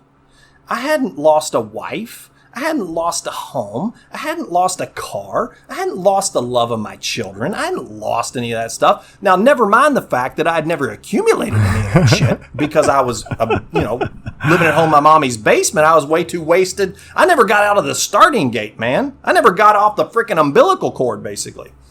if it hadn't been for my mommy, I'd have been, homeless, no question about it. So, but my mind was picking out everything that didn't apply that the speakers were saying, so therefore I couldn't possibly be an alcoholic. And when I was 2 months sober, I went over to a meeting at the Ice House, and I heard Don M. speak, who's my sponsor today. And for the first time in my life, this guy is like standing, this Ice House was real smoky, and it was dark. And I didn't know Don M. from frickin' Jesus, quite frankly. And I'm sitting in the back, and it's like this dude is frickin' throwing darts and just nailing me. I mean, just bullseye after bullseye after bullseye. He's talking about things like, I'm perfectly capable of being too smart for something and too dumb for the same thing at the same time. My God, you people would never understand how I feel things so much more deeply than other people feel them. I see things just a little bit more clearly than average folks see things. It's pointless for me to try and explain this to you folks because you're simple-minded. You couldn't possibly understand this complicated enigma, the uniqueness that I have just been cursed with. God has just given me this is my cross to bear, if you will. And it's pointless to try and explain it to you because you're so simple-minded. The dude is just nailing me. He's describing me better than I could have described myself at the time. That ego disorder. Yeah. I'm an egomaniac with an inferiority complex. Yep. I mean, and all he's like smacking me up against the head with a baseball bat, just bam, bam, bam. And so it's like some lights are coming on.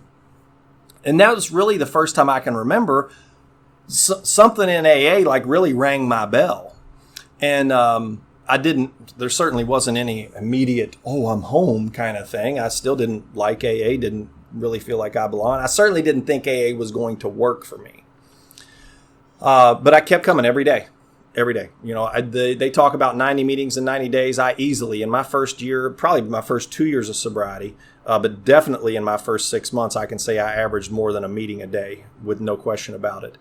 My first year, probably my first 2 years, I averaged a meeting a day with the exception of the 60 days I did end up having to do in jail when I was about 8 or 9 months sober. But nevertheless, I did get a guy to be my sponsor, and he was picking me up. He was picking me up at my mom's house, and he was taking me to his house in Sellersburg. We would go in his basement. We would read out of the big book. We even got up to the point of where we got on our knees at his kitchen table, held hands, and recited the words that are the third step prayer. So he was sponsoring me exactly the same way I sponsor guys now. But when, and after we did the third step prayer, he said, the book's very clear. He says, next we launched out on a course of rigorous action, which many of us had never attempted. And I balked. I ended up staying up all night one night because at that time I was a server in a restaurant. He was a roofer. So he got up at the crack of dawn. I usually didn't go to bed until late. So I wanted to do the next right. I wanted to do the honorable thing. I wanted to tell him he couldn't be my sponsor like a man would do. And so I stayed up all night one night so I'd be awake when he got up at 6 a.m. so I could call him and let him know he couldn't be my sponsor anymore because he was pushing me too hard. So I didn't have, I was probably around 3 or 4 months sober at that point in time. And so from 3 or 4 months sober until I was about 8 months sober, I didn't have a sponsor. I was going to meetings every day. I was starting to listen to a lot of AA speaker tapes at that time. Hell, the stuff's all over the internet now, but at this point in 1998, there wasn't much of an internet. So you're getting real tapes. Cassette tapes, old school, baby. Yeah. And so I... Still, man, my mind is kicking my ass at different times. When I was 5.5 months sober, I made up my mind that as soon as I got my 6-month chip, I was going to get drunk because AA was not working for me. Now, that's still... I'm 5.5 months sober, which is longer than I have been sober since the first time I got drunk when I was, 13 or 14 years old. I'm 5.5 months sober, and my mind says, well, we might as well get drunk because AA is not working for us. just it's a perfect example of how feeling driven I am. You know, I mean, I think how I feel on any given day is the center of the universe. I mean, my God, I've heard my sponsors say this, so I'm stealing it from him, but my God, we can't have little Bartley Wayne running around this planet not feeling good. For heaven's sakes, that would just be the greatest tragedy known to mankind. That'd be just terrible. We can't have little Bartley Wayne running around not feeling good. Jeez. For those folks' information out there, you can hear the gentleman he's talking about all over the place, including this podcast, because Don's been at that side of the table telling his story here. Yeah, and wow, how lucky I am to have that guy in my life. Yeah. Talk about God doing for me what I could do. And I'll get to that here in just a second. Because, you know, what ended up, I made up my mind at 5.5 months sober. I don't know why I wanted to wait till I got my 6-month chip. I just seemed to be like some kind of milestone I need to achieve or whatever. I guess maybe I thought if I got my 6-month chip, then I couldn't, that was no further proof I couldn't be an alcoholic. I don't know, dude. It was just, you know, I'm still insane. I've heard a guy, Burns B, talk about, you know, if you're an alcoholic addict of my type, for the first 2 years, your brain's basically sawdust. Yeah. You know, best advice we can give you is don't do a whole lot of thinking, feeling, or believing, because that shit's insanity. Yeah. You know, if you're an alcoholic addict of my type, your shit is owned by that insanity still. So the best thing you can do is talk to other people and do what they tell you to do until you can get healthy enough to have some rational, sane thoughts. Because it does talk about, you know, when we get to a point where we've advanced in the steps enough, you know, our thinking gets straightened out to some degree. So anyway, the next thing I remember after I made up that decision to get drunk when I was 5.5 months sober, next thing I remember was about 3 weeks after I got my 6-month chip, I'm sitting around at Hooters with a buddy of mine, Neil M., who Neil's dear friend, been in and out of the program, dear friend, I'm friends with his whole family, just, I mean, people that I love. His mom, Martha, she's passed now, but Martha was sober for 20 plus years when she passed away in AA, and she was like a second mom to me even before I got to AA. Her youngest son and I were best friends in high school and roommates in college. So when I got to AA, Martha was a friendly face, and Martha would always be the one to tell me it's okay. She would reassure me in a very motherly way, like when the guy who was pushing me so hard to do my 4th step, she'd say, "Bart, it's okay." And bless her heart, I needed her. I needed somebody to give me to be that motherly figure and not be push me away, so to speak. Yeah, it's the quickest way to get me to run and start pushing. So, but Neil was one of Martha's other sons, and Neil and Neil had been to prison, and he had been in AA, and he had some sobriety, and so he had some exposure. And I remember him and I were sitting at Hooters, and he said, "Bart," he said, "I think I'm done." He said, I told him, I was like, "Neil, you know what, buddy?" I said, "I'm not going to drink today. But I just don't think I'm done. I'm not going to drink today. And hell, we may be sitting around here 10 years from now and I may not have had a drink, but I don't feel like I'm done." And so, that was like I was 6 months and 3 weeks sober, so that's just further example of one day at a time. Another example of one day at a time is I remember I had started bartending again at some point in my first year of sobriety. I was a server at Buckhead's, and I had started bartending again. And, I'd go to these AA meetings, and I'd hear people talk, "Well, you keep going to the barbershop, you're going to get a haircut. You keep going to the barbershop, you're going to get a haircut. Keep going to the barbershop, you're going to get a haircut." And so I was scared to, actually say anything to anybody about this, but I had this I thought, oh my God, I'm putting my sobriety in danger at some point in the future because of my job. Well, I like my job. I make decent money doing my job. I'm financially supporting myself because I did move out of my mommy's basement when I was about 2 years sober and got a little 1-bedroom apartment. That was another God incidence thing that was just, wow, kind of mind-blowing. But nevertheless, so I've been living on my own for a little bit and been financially responsible.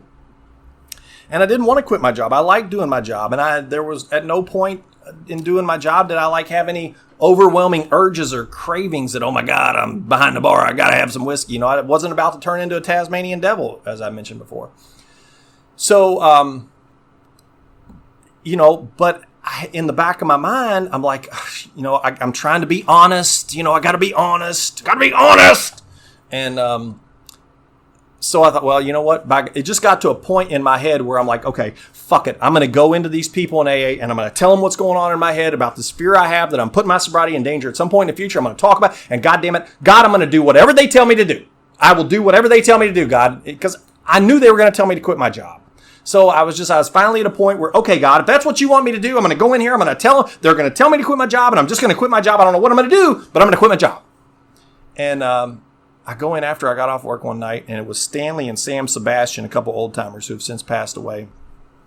And I go in, and those guys were sitting at a table where they regularly were sitting, and I said, you guys, I got something going on. They're like, well, what's going on, Bart? So, well, you guys, I'm just, I'm bartending and I'm serving and I'm working in a restaurant business and I'm just terrified I'm putting my sobriety in danger at some point in the future. And I'm just, I don't know what to do. And they're like, whoa. Hold on, Bart. Time out. Now, tell us again what's going on. Well, I'm bartending and I'm serving and I'm working around alcohol and I'm just, I keep coming to these meetings and they keep talking about if you keep going to the barbershop, you're going to get a haircut and afraid I'm putting my sobriety in danger at some point in the future. And they're like, whoa, Bart. And I'm like, here it comes. They're going to tell me to quit my job. Okay, I'm going to quit my fucking job. Just go ahead and tell me. This is what's going on in my head. And they're like, well, Bart, what'd you do today? I said, well, I woke up and I came to the lunch bunch and, I don't know what I did this afternoon, but, I woke up and I prayed and I, to whatever and went to a meeting at lunchtime and then I went to work and now I'm coming to a meeting tonight. And they're like, okay. All right, so that's what you did today.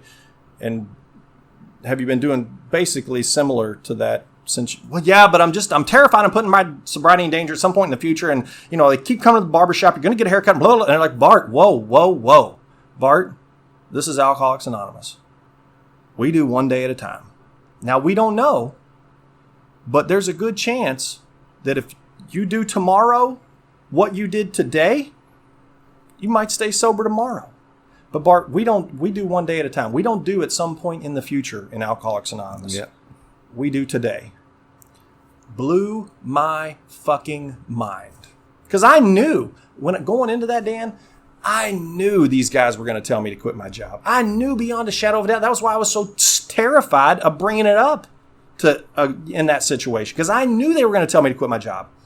And they didn't.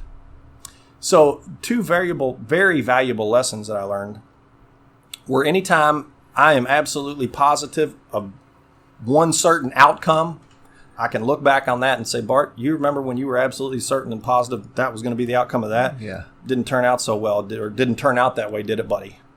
So I got to always keep myself in check anytime I'm absolutely certain of anything. So that's number one. And the other thing is one day at a time, man.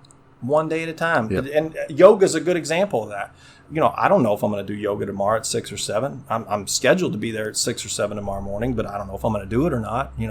I did it today. Yep. I did it today. We'll see where I'm at tomorrow come 6 a.m. Yeah. Living one day at a time can drive some people nuts in your life. I can have some people around me that are like, what are you doing tomorrow? Don't know. My wife in particular. I got to play in a little, but right. And you do have to, you can't just set everything down, obviously, but there is a way to operate like that and to do this thing. And you're right. That is this key to really, and it's not just alcoholism as far as I'm concerned. I think it's the key to life. I agree wholeheartedly.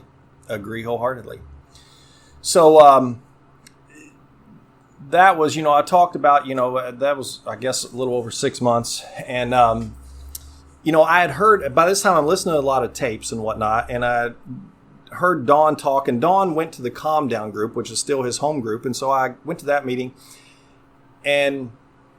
but I don't know that I went to that meeting real regular at that point, because that would have been an easy opportunity to ask him to be my sponsor, because I'd been listening to his tapes. And so I had in my mind that, I'd really like, because I'm sponsorless at this point because I'd fired that first sponsor.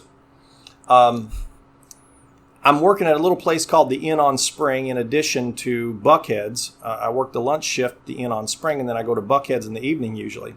Well, around August of 98, I'm, 8 months sober, somewhere around in there. I'm working my lunch shift, and all of a sudden, Don and his law partner come in for lunch. Don doesn't know me from Adam. I know him, obviously, because he was the one who had told the story at 2 months sober that had rang my bell. Yeah. And I had seen him periodically at the Calm Down group. And I'd been listening to his tape. So he was, somewhat deified in my mind. Yeah. And I had the same kind of experience. I got a story about Don and similar. So he comes in. I'm like, oh, wow. I don't wait on him. One of the other servers waited on him.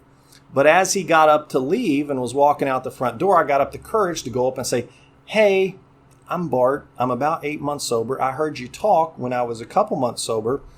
And I'd love to hear you talk again if you're going to be talking around town anytime soon. And he said, well, he said, as a matter of fact, I'm talking out at Branchville, the prison. I'm talking out at Branchville at the end of September. If you want to ride along with me, you're more than welcome to.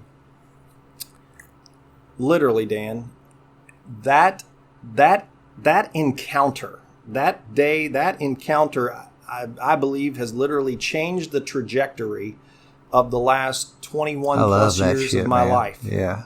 Because it was just that chance freaking encounter. God put him and I right in that same place. I had no clue it was going to happen. Because, I ended up giving him my information and ended up riding out to Branchville with him. And on the way out to Branchville, I told him, like, well, Don, here's kind of where I am. I really, because by this point,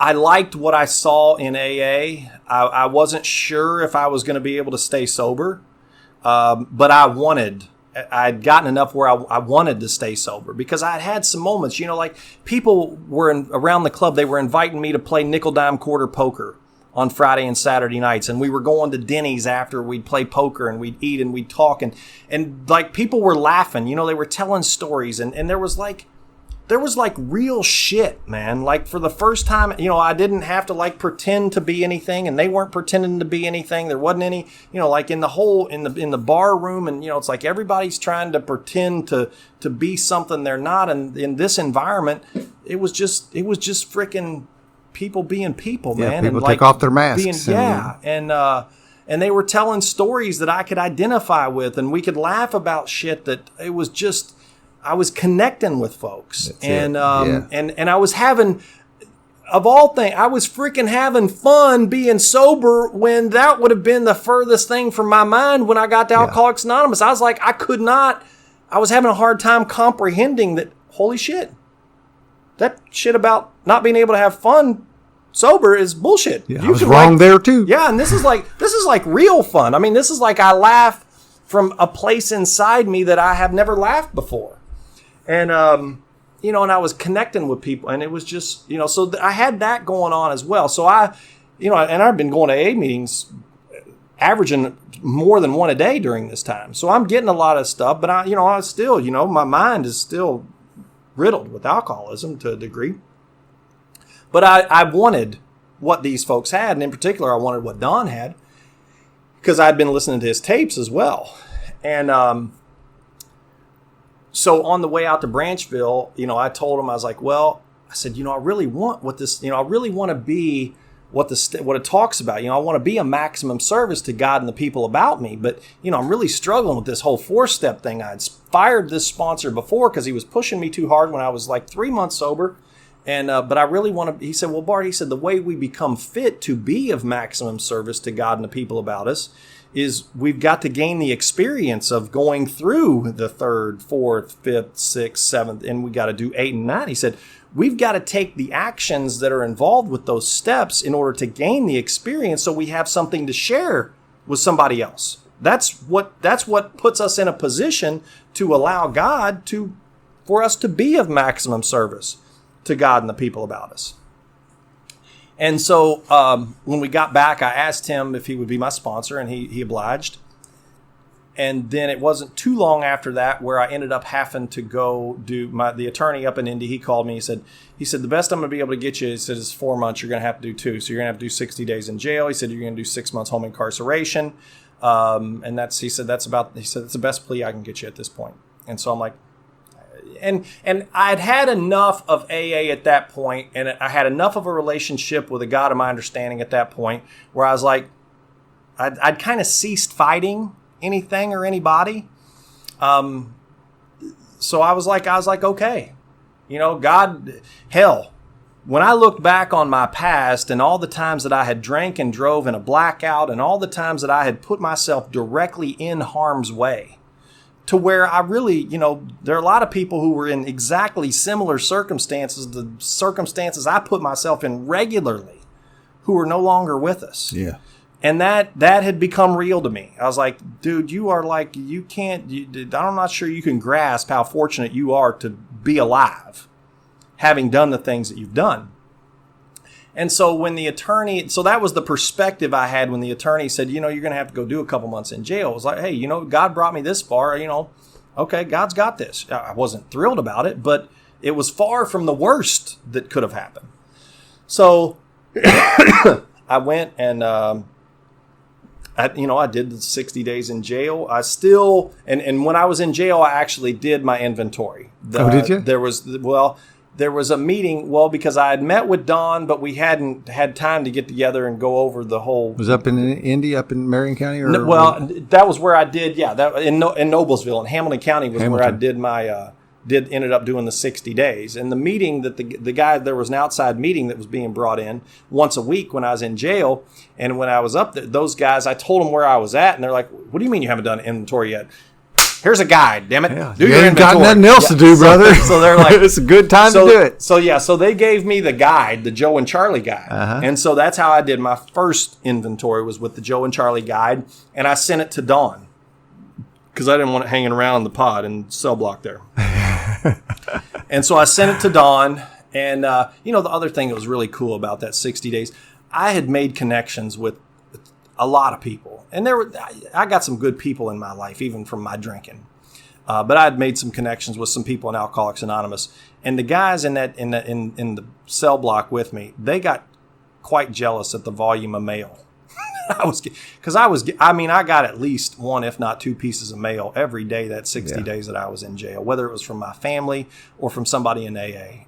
It was just, it was remarkable. I was very, very blessed. But it was because I was doing the next right thing. I sincerely believe, man, when I started doing the next right thing and just trying to do this God's way instead of my way, God will open the doors. That doesn't mean that everything's going to be the way I want it to be.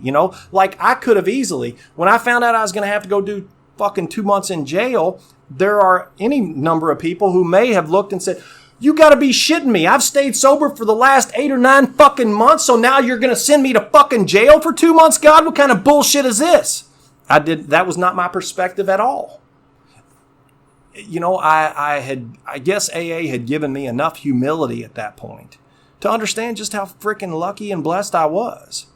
And so I did, and I got an opportunity to actually talk to, I don't know what's happened to him since, but there were a couple guys that I met in jail, who we would read the big book some together. Like I said, don't know what happened to those guys. But then, so I sent the inventory to Dawn.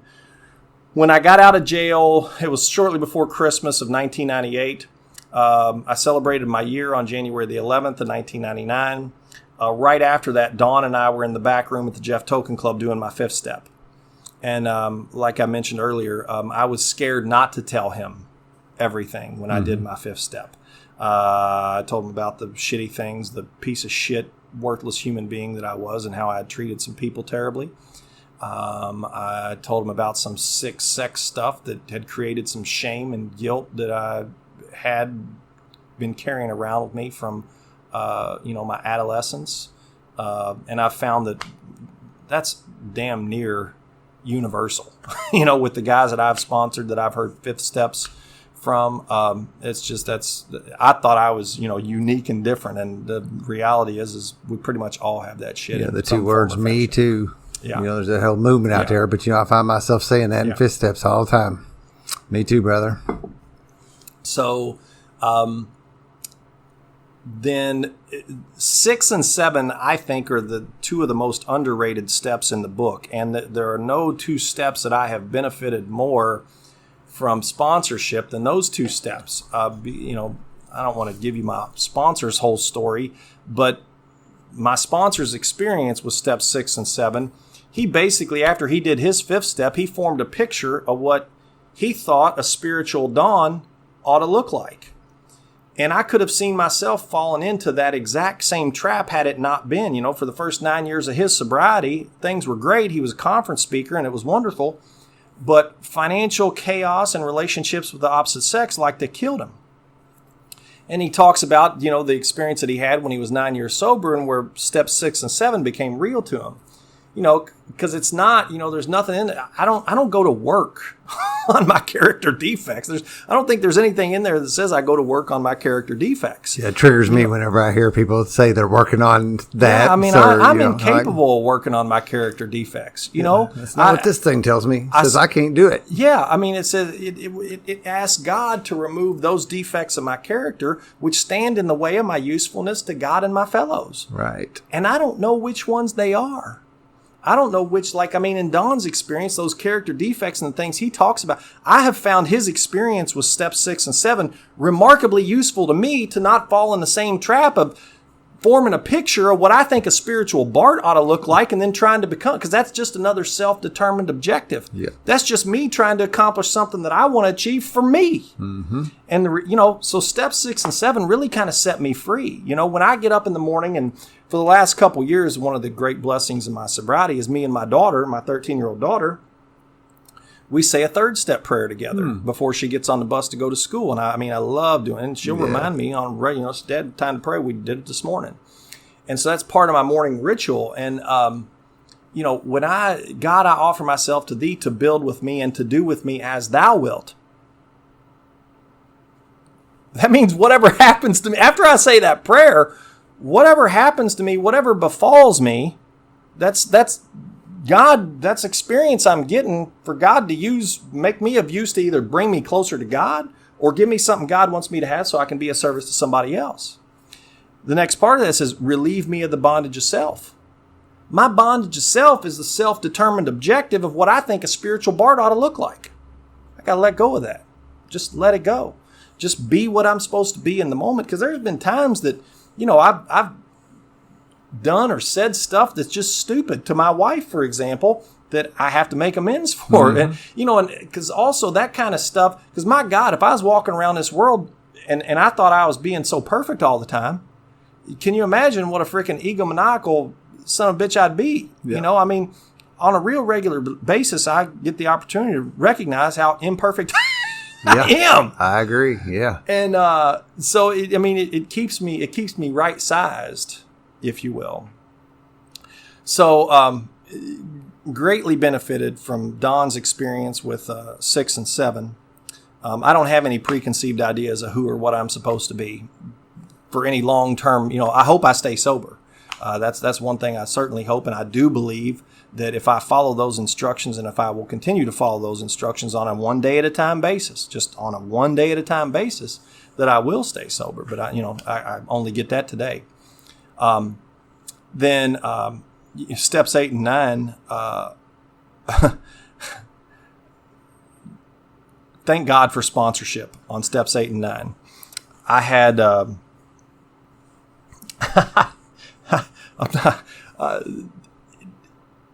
if somebody, I'll give you, I owed a lot of money. I owed somewhere in the neighborhood. Well, I owed my mom, just one example, $17,000, $18,000 on a home equity line that she had taken out. It took me about 7 or 8 years to pay that money back.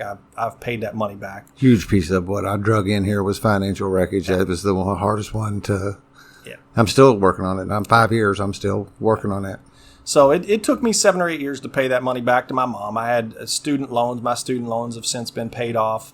My dad had helped me. My dad loaned me some money to help buy a condo not too long after I'd gotten sober. I paid my dad back that money. So all my financial amends, I don't owe anybody any money that I'm aware of. There are some amends that fall into the category of except when to do so would injure them or others. Mm-hmm. That I recently had a situation and I talked to Don about it, and I'm not in a position to do anything about it without potentially causing. And I'm fucking 22 years sober, man, yeah. And still got some wreckage in my past. That's one, I wish I could change some of the shitty stuff that I did to people. That's definitely an area where, sponsorship is just vital to me. Get to go. I don't care. In my friendship, what's happened is it went from this, this put him on a pedestal thing, which I needed early on because that way I would listen to him. If I thought he was less than me or something, I don't think I'd taken his advice. But it's evened out now, man. And my sponsor and I are best friends today. You know, we're just close, and we're in each other's lives. But you know, what he's great at is putting on the sponsor hat at a drop of a dime. You know, and when Dan says something kind of goofy, because I can just be free with him, you know, and I don't have to guard my stuff like I can't, you know, tell him things, or I have to be something else. I don't have to do that with this guy, you know, and he'll talk to me when I'm doing that. And then the other thing, like you said, you know, I say this, and it ain't far from the truth. If I'm making any decisions much more important than going and buying new underwear, I'm talking to my sponsor about it. Because I just don't know still, you know, and he'll help me see those things. And just like what made me think of that is like those amend kind of things of where, you know, I don't know the answers to those things, man. I need some help. Yeah. I need somebody else to help guide me and talk and work those things out. Because I will be inclined to think I need to go fix that. Yeah. And in the meantime, what I do is end up making it worse. So, you know, I've made all the amends that I can make in regard to steps 8 and 9. And then so with 10, 11, and 12, for the first 8 years of my sobriety, I would fall asleep listening to an AA tape or CD every night. And I've, you know, guys like Bob Olson, Don Pritz, I think it's okay to use their last names on this. I hear most of them. That's another kind of place. You know, if I've heard them say their name on a tape, I kind of feel like I'm okay. Ken Devaney, you know, of course, my sponsor Don M. Who was the Nashville speaker you were talking about earlier? Steve Lee, not Scott Lee. Steve Lee. Steve Lee. Yeah, different guy. Yeah, yeah. Neat. Listen to his tape. He's got some good stuff. Yeah. So anyway, steps 10, 11, and 12. Now, what I became really good at, and I'm still pretty good at today, is you know, pages 86 through 88, where it says, on awakening, let us think about the 24 hours ahead. Before we begin, we ask God to direct our thinking. Let it be divorced from self-pity, dishonest, and self-seeking motives. And then I lay there and I think about what I got going on during the day. Make a little outline in my mind. If I need to check my calendar on my phone, that's fine. Mm-hmm. But then I usually conclude that period of meditation with a prayer that I be shown all through the day what my next step is to be, that I be given whatever I need to take care of any problems. And we ask especially for freedom from self-will. And I'm pretty good about that. Over the last, 22 years, I'd probably give myself a B+, A- on doing that.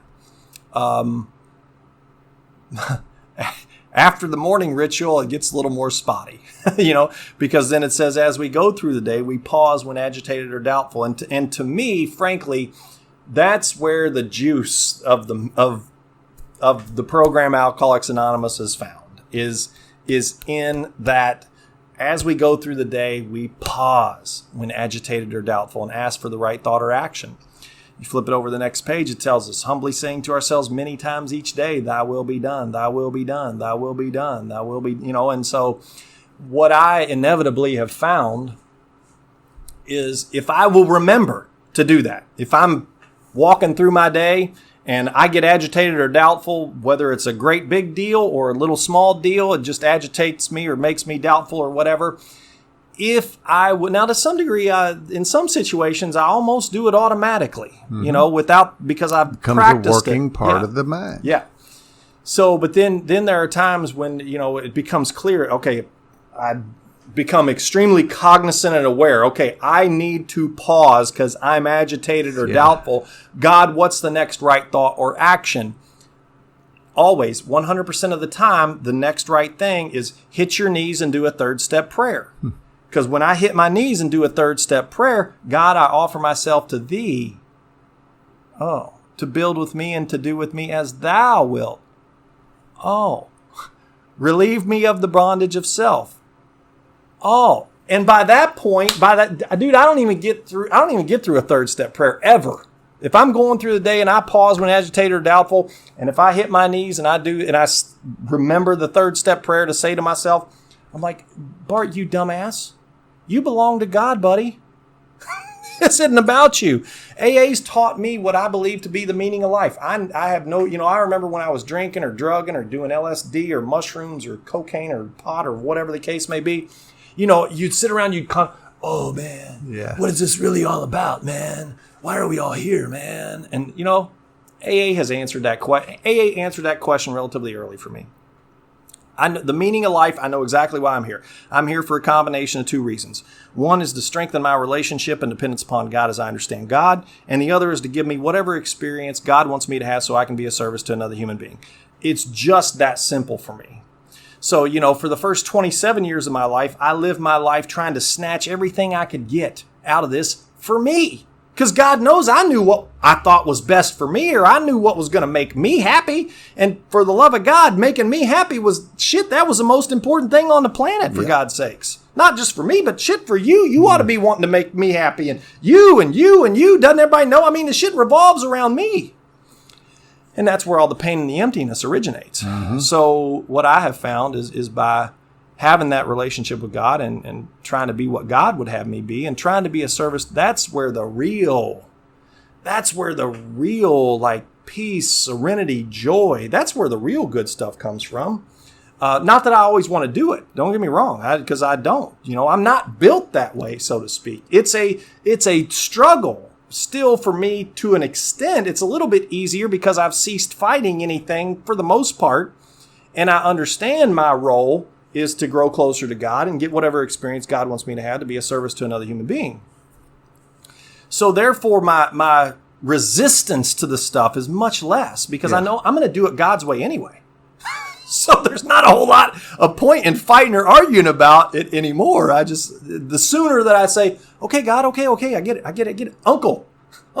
Yep. And I just do it God's way, the easier it's going to be on me. So that's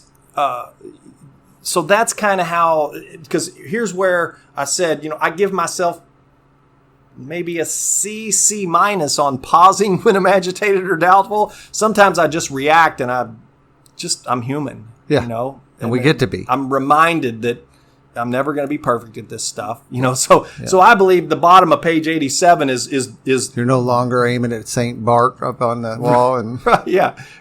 So the bottom of page 87 is my stark reminder of how imperfect I am on a regular basis. And then, the top of page 86, when we retire at night. Now, here's my experience. Because maybe this is just an excuse, but I'm not real good at when we retire at night, we constructively review our day. But what I have found is if I'm doing the first half if I'm doing the morning meditation, then if I'm pausing, if I'm making amends quickly, if I need to, as I go throughout the day, I don't really have anything bothering me at night. So it's really been a rare occasion over the last 22 plus years that I've got something. Now, don't get me wrong, I'm human. Comes up, yeah. Yeah, so sometimes but I don't have to do some kind of nightly deal where I sit down and have to inventory my day. It's just not needed necessary. So I'm not the best at following those instructions as rigorously at the top of page 86 with regards to constructively reviewing my day. Yeah. But I do make amends if I need to, where I can. Yep. As we go along. It says. And it's not because I'm a great guy. It's because I'm still a feel-good junkie. And if I've got something floating around in me that I've done wrong, that I owe an amends to somebody for, that I know I'm going to make an amends for anyway, in order for me to attain feeling good about myself again, I got to make that amends before I can feel good again. So it's not about me really. It's not about me really being a good guy and really wanting to set things right. It's really about me wanting to feel good, So, that's the truth. That's as stark as I can put it out there. And I just have this motive where I just want to operate on that plane. I want to, and I get with you like that because I don't like the yucky, and I never really thought about that. I don't like the yucky. So I want to get that. And I have a tool that'll help me do that. And so I employ it as I go through the day. But that's interesting. Yeah, it's another... because this whole thing from back then was this need to change the way I feel. That's why I was doing what I was doing. I didn't like the way I felt. This made me feel better. I did it. And even when it wasn't working, I couldn't. By that point, you cross that line like you talked about, and I'm still trying to get it to make it work and make me change the way I feel. And I find myself today, that is still a primary motive in my life is to when Dan don't feel good, I'm looking for something to make me feel good, whether if it's a pizza or a female or whatever it is. Right. So, with then leading into step 12, having had a spiritual awakening, and somebody emphasized this to me, and I'd like to emphasize it as well, but having had a spiritual awakening as the result of these steps, not as a result of these steps, because that the result and these steps, the result of these steps. So, in other words, if you want a spiritual awakening, the way to get the spiritual awakening as described in the Big Book Alcoholics Anonymous is through these steps. There's not some other, loophole. It's not just if I don't drink or use drugs one day at a time, some kind of spiritual awakening happens as a result of osmosis. No, bullshit. Yeah. It don't go down like that in the context of Alcoholics Anonymous and where I come drink, from. Don't drug, go to meetings. Yeah, it don't work like that. Didn't work for me. So that's my thing with sponsoring guys today. One of the great, I guess, privileges, if you will, is I get to be, God has given me whatever message I'm going to carry, and it's like I'm not responsible for delivering the message because there have been far, far, far, far more guys who have asked me to be their sponsor over the last 22 years that I have absolutely no clue what has happened to them or what they're doing now or anything of that nature. There's a handful of them that I'm still in touch with who I know who are still sober, and a couple who I'm actively working with through the steps right now. But it's not, and I've gotten so many things from my sponsor, and this is one of them as well, is that, thank God I'm not responsible for delivering the message. I'm responsible for carrying it. And the guys that I sponsor who are doing extremely well, I don't take any credit for that. I don't feel any credit for that. Because if I start feeling that somehow this guy or that guy, that, I'm their sponsor. Because if I start taking credit for their sobriety or how well they're doing, that means the guy that I sponsored who died in a fire because of a drug deal gone bad that basically got murdered, I need to take my responsibility in that deal as well. And I don't, I'm only going to take credit for the good. Yeah. So I don't feel any, because as near as I can tell, as I've tried to carry the same message and done the same thing with all the guys that I have sponsored, giving them all the same opportunity to sit down, go through the book, arranging a time and sharing my experience, strength, and hope with them. Yeah. So I don't feel any, I'm sad because there are ones who, I know, in the one case in particular. I feel some gratitude for being the instrument. Yeah. Because I constantly say that this stuff is not me. Yeah. I can't take credit for anything. Yeah. I really can't. Not for this podcast. It just fell out of the space. Yeah. The other things, this wood shop is a miracle of recovery. I have a men's retreat down at my camp out in the country. That wasn't me. It just fell out of the freaking universe. And, I think sometimes I have a responsibility to catch it when it's tossed to me. You've got to act when opportunities or intuitions present themselves. You certainly, it's like I can fall back on my sponsor all day freaking long. But it's like, I haven't seen any kind of burning bushes in their full conflagration. Yeah, right. What I have seen are some smoking bushes. And most of the time, the smoking bushes that I see, I look at them, there's a smoking bush, and I go on about my business, and I never do anything about it. There are some rare occasions where I'll have a good idea, quote unquote, a smoking bush, if you will, and I'll get my bellows out and I'll start putting some, breathing some air into that, and it can turn into something that's, just like the whole yoga thing. That's just one example that flies off the top of my head. When I got that idea on Sunday, I ought to start doing yoga, or I ought to see, I did the Google search. Check it out. Then the next morning, I set my alarm for 5 o'clock in the morning, got up at 5 o'clock in the morning. I ended up at the yoga studio at 6 a.m. That's, and the benefits from a physical standpoint for me are, at this, I imagine, will be a burning bush, if you will. I could have just as easily thought, yeah, that's a little bit early. Nah, I'm not going to worry about that, and gone back to watching the football game or whatever the hell I was doing that evening. So, because my sponsor talks about that. The alarm went off in the morning, so nope. Yeah. That was a bad idea. The day that my sponsor came into the restaurant, and as he was getting up to walk out, I could have just as easily in my mind said, "Oh, I'm not going to bother that guy. He doesn't want to mess with me." Would I be sitting here today had I not? I don't know. Yeah. I don't know. You know. So there are, Chuck C talks about seconds and inches, man. Yeah. Seconds and inches. When I get inspired, if you will, to certain things, unless I put some action behind whatever the inspiration is that's the next right thing, it's going to be relatively mean. Hell, I've been in real estate now since 2002. There was a whole lot of stuff that had to occur after the idea popped in my head about, maybe I'll get my real estate license. I had to find out where the classes were. I had to enroll in the classes. I had to make the time to go to the class. And then, there's just...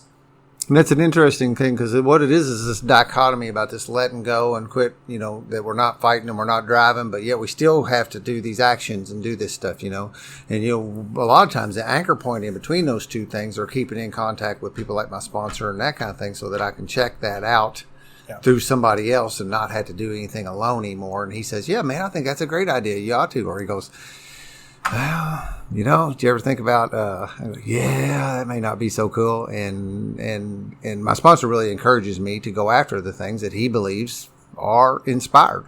Yeah. And he kind of warns me sometimes. But they also let me walk into this. If it's my thing, then it's my thing. But it's interesting, that whole... It is so, because you can't write a book about what you just said, like taking that inspiration and saying, okay, what is that? That's operating under these principles and having some head cleared, doing some day at a time, hanging out with some solid people, starting to get a little that rubbing off on you, and beginning to learn how to operate in a way that's foreign to me. Was foreign to me. It's becoming more and more. I could trust myself today a little more than I used to be able to. I don't get myself in the messes I used to, even in early sobriety. Yeah. That difference between when I'm pushing and when I'm accepting a gift, really. And that's, for me, that's all about having that relationship with a God of my understanding. Because if it's the next right thing, then my responsibility is to put action behind what the next right thing is. If I'm having to force something too much, but having a relationship with God really kind of helps, and also sponsorship as well, that is invaluable in determining what the next right thing is and kind of separating, okay, is this really the next right thing, or is this some kind of selfish motive that I'm like, because hell, as alcoholics, we can easily turn the next right thing into some kind of self-determined objective that's really for our own self-interest. So that's why I agree wholeheartedly. It's important to have a sponsor for those kind of things. So, and you just touched on that too. What happens too is that, I might think this is something, but if I start like running into friction at a certain level with that path, I'll say, this is probably not the thing. Because when things flow for me and things just kind of line up, then I know I'm like, it's kind of like thinking about God's will, right? I don't really know what it is, but usually I know what it ain't. Right. When I start having trouble with, I'm bumping my head against things, there's a point to that, and obviously, that's also an indeterminable thing about like how, because sometimes I do need to knock a little harder. Yeah. To make something happen, and where's that at, and I can't, I'll keep on falling back to this thing is I can't do this alone. I got all these buddies, and almost everybody, whatever I'm like doing, whatever this thing is, I usually know somebody's got some experience in that department, and I got somebody to reach out to and go, hey man, you got a minute to talk? Hey, I'm doing this, and this is what's happening. Can you, what do you think? Yeah, and so to kind of wrap up where I start, the whole thing with thinking that life was going to be gray and dull, and that life was over once I got to Alcoholics Anonymous if I wasn't going to be allowed to drink and do drugs. It's almost ridiculous to think that, with all of the things that any human being can do that God has put on this planet for us, for me to be so unimaginative, for me to lack any kind of like real thought or, like I said, imagination to think, oh, okay, so you can't drink or do drugs, so life is over. How boring or unimaginative could a human being be to think that just because that one thing is, that's kind of pathetic, really. It really is. It really, really is. Because, since I have been sober, I met my wife, my sobriety date's January 11th of 1998. I went through a couple of, really one relationship early in sobriety that I thought it was with an AA girl. And I thought it was like the first time I'd ever done anything right in a relationship. And so when it fell apart or didn't work out the way I wanted it to work out, dude, I was devastated on one hand. But on the other hand, I knew what I've already shared. AA had taught me the meaning of life. I know why I'm here. I'm here for a combination of two reasons: get closer to God, get whatever experience God wants me to have to be a service to another human being. So when that relationship fell apart, I literally fell back on that. So I wasn't like, so woe is me, because I was like, Bart, dude, get over it, move on. This is just not. And, the evidence of that is my wife that I have today, because my wife and I met in 2001. And the AA love that I had, the first AA love that I had, the first relationship that I had after I got sober, that when it ended, I was devastated. Had that relationship worked out, I wouldn't, because she already had one child and she was a little bit older than me, and she wasn't really interested in having any more children. So had that relationship worked out, my life as it exists today, in the life that I have today, I met my wife in 2001. So, and that's another kind of neat story. My grandparents, when I got sober, I had 3 of my grandparents still living. Both of my mom's parents and my grandmother, my dad's mom, was still living in Salem, Indiana. And they all passed away. My grandfather passed away in October of 2000. 6 months later, his wife, my grandmother, had and they all passed away somewhat suddenly. 6 months later, his wife, my grandma, she had a massive heart attack when she was up in Wisconsin visiting my aunt and uncle, and she passed away. She was really brokenhearted after my grandfather passed, because they've been married for 50 years. And shortly before she passed away, she had come and stayed the night with me at my little apartment, and we had watched the movie Cider House Rules. So, and I miss my grandparents desperately, because my dad's mom, she passed away. My grandmother passed away in April 2001, and my last grandmother passed away in June of 2001. So I lost 3 grandparents who I loved dearly within way less than about a 6-7 month time span. I was about 3 years sober. Devastating. But at that same time, I met the lady who's my wife, who we've been married since 2004, met her and started dating her in April of 2001. So when I look back on how God orchestrated that, he took 3 of the most important people in my life within a very short period of time, but then brought the woman who has become the most important woman in my life for the last, God, how many years? Several years, going at hell, I guess next year, 19 years now. So, that's how God has kind of worked in my life. We ended up getting married in 2004. We had our daughter in 2006. Our son was born in 2008. My kids are freaking amazing. They're I don't mean to brag, but they're freaking amazing. Both of them had their black belt in Taekwondo before they were 10 years old, or by the time they were 10 years old. Wow. They're both, my daughter's, she's a volleyball fanatic. My son, he's the baseball kid. They're both good students. They're solid little humans, man. They're just solid little humans. And, I remember before I had children, I was like, because when me and my wife got together, I was kind of like, we can have kids or we don't have to have kids. I was kind of like, I was neutral either way. Well, thank God my wife wanted to have children, because having kids is a whole dimension of love that if you're not a parent, you can't, it's a dimension of love that just, if you're not a parent, you can't get, there's no other way to put it. And, wow.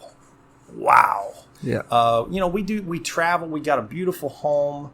We're financially secure. I've been blessed with a phenomenal career. All the good, I scuba dive with sharks, which is I've gotten to hang out with David Wells in a luxury suite at Yankee Stadium watching the Yankees play the Red Sox. Wow. I'm a big Yankees fan, so with the family I like to take in Yankees games when we can. We get to go on vacation in Florida. My wife and I have been to New York City 2 different times. We've been to Costa Rica. We've just done some really cool shit. And now I do believe that all this cool stuff that I get to do is a byproduct of me continuing to do the next right thing that I don't want to do. I believe that's the trade-off. I do the next right thing that I don't want to do. God does see to it that as a result of that, I feel the way I want to feel. I do a meeting at a treatment center. And let me tell that story real quick. About 6 or 7 years ago, Scott L. made an announcement at the old Jeff Token Club at the Calm Down group meeting. He said, hey, we need some help at the Turning Point meeting, treatment center here locally. We need some help at the Turning Point meeting. If you can help us out, please let me know.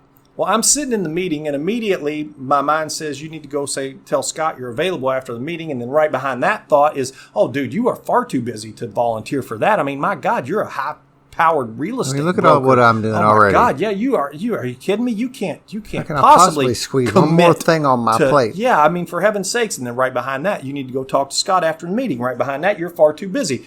Go talk to Scott after a meeting. You're far too busy. So I'd have picked somebody out too and thought, that guy don't look like he's very busy. He ought to do it. So my mind's fighting back and forth. And I knew when things like that happen, I know I'm going to go talk to Scott after the meeting. So after the meeting, I go up to Scott. I say, Scott, now I can't necessarily commit to every Tuesday, but here's my card. Give me a call if you need some help on a Tuesday. And if I am available, I'll be there.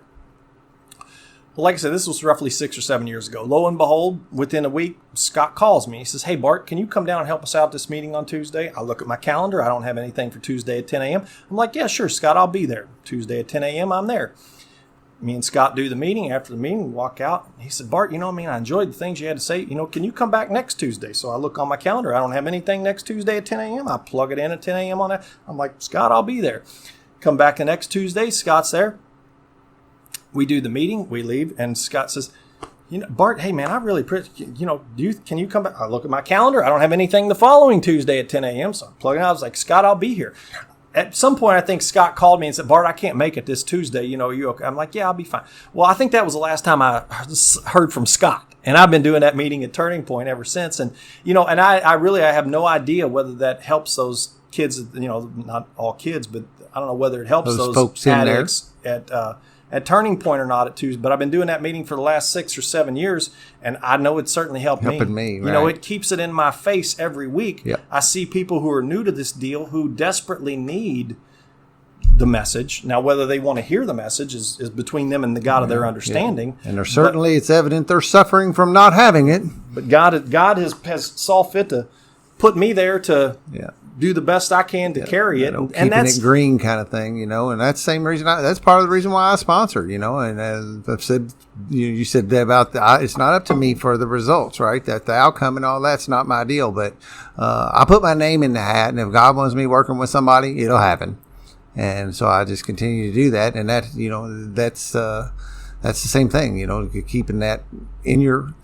keeping that around me. I need to keep that around me. I need to go to meetings for that effect. I need to be working with new people when I'm asked to go do some of that stuff like that. I've been, I have another buddy does an evening meeting and go do those kind of things because it's the disease will let you forget, just like you talked about it 6 months sitting there going. Because it's the same, and from what I hear, because I listen to people talk today rather than wait for the next thing I'm going to say. Is that still happens to you at 22 years, that disease can still go. Oh, yeah. I have watched folks who I have thought were absolutely rock solid in recovery, who've been sober for 10 years or more. Yep. I've watched them relapse. Yep. And that shit scares me. Me too. And, and I truly believe that the life that I have today is a byproduct of doing all the stuff that I don't want to do. I get to enjoy all the good stuff. My mind, this is a condition that I realized I had somewhat early on. My mind is like a sponge when it comes to bullshit. It like absorbs bullshit and fantasy and stuff, about where I fit in and my importance to this planet. It absorbs all the bullshit, self-aggrandizing, or however you say it, crap that it just takes that stuff up like a sponge. I mean, it retains that stuff that will kill me.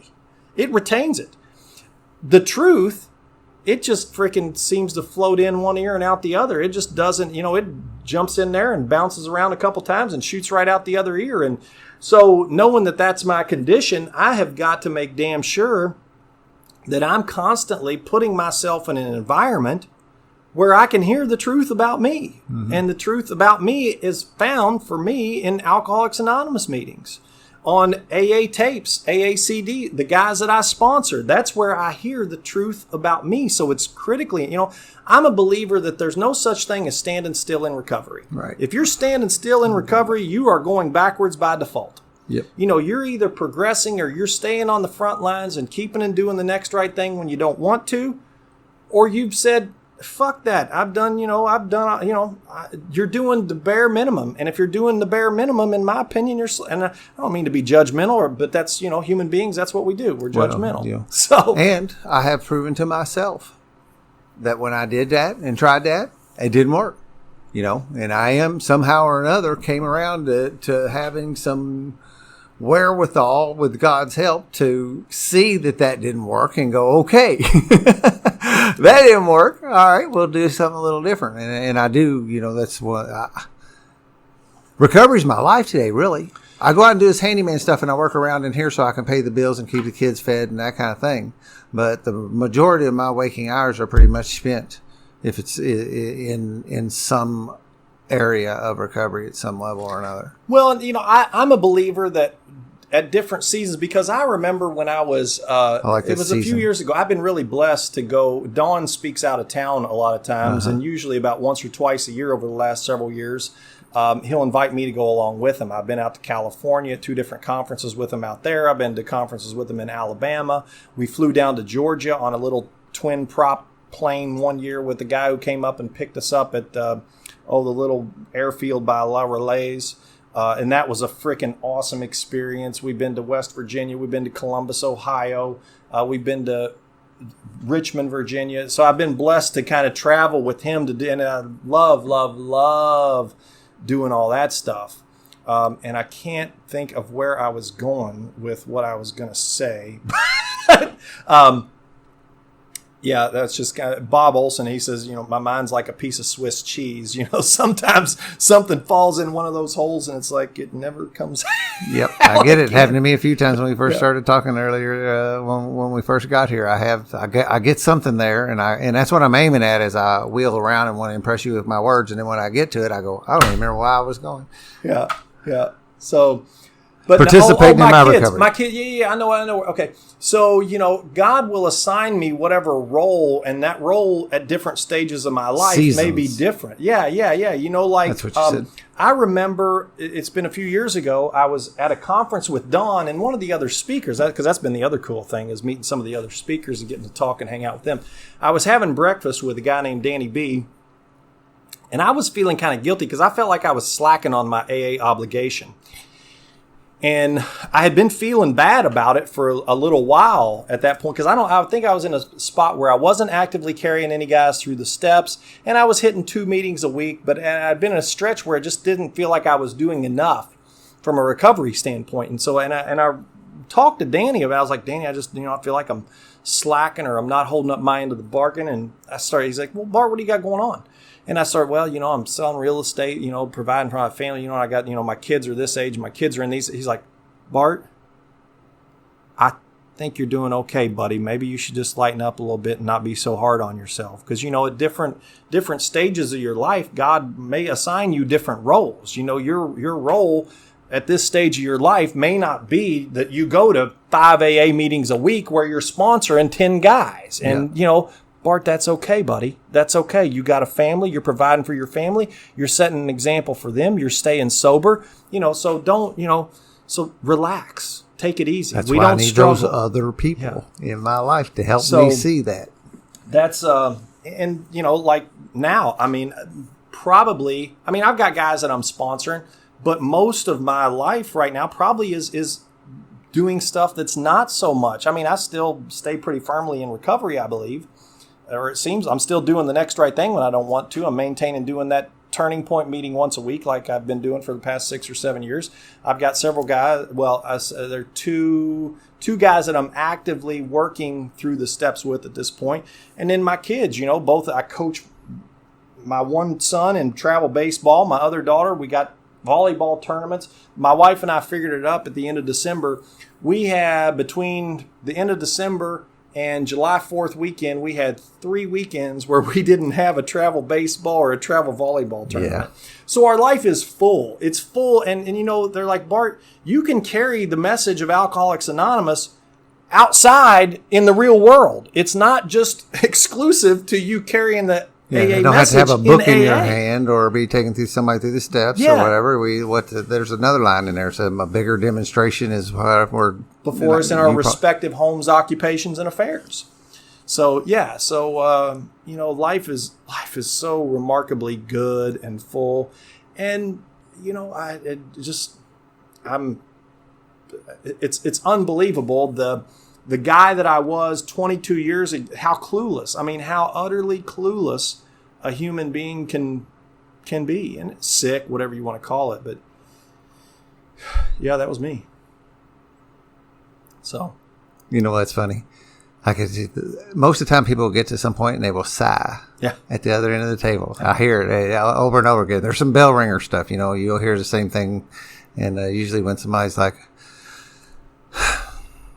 it's like a clue. It's like, yep, we're getting close to the end. I love the way you deliver what you carry. It is reminiscent of Don a bit. Just a little different, a little different flavor. But I hear that, I can hear who your sponsor is. I love him to death. I was listening to speaker tapes, and I thought probably a big guy did. So one guy's in California, and there are guys in Oregon, there are guys in Florida on, you'd see Don from Florida or Bill from Sarasota or, all this kind of stuff, and I thought, well, I probably should be listening to somebody local.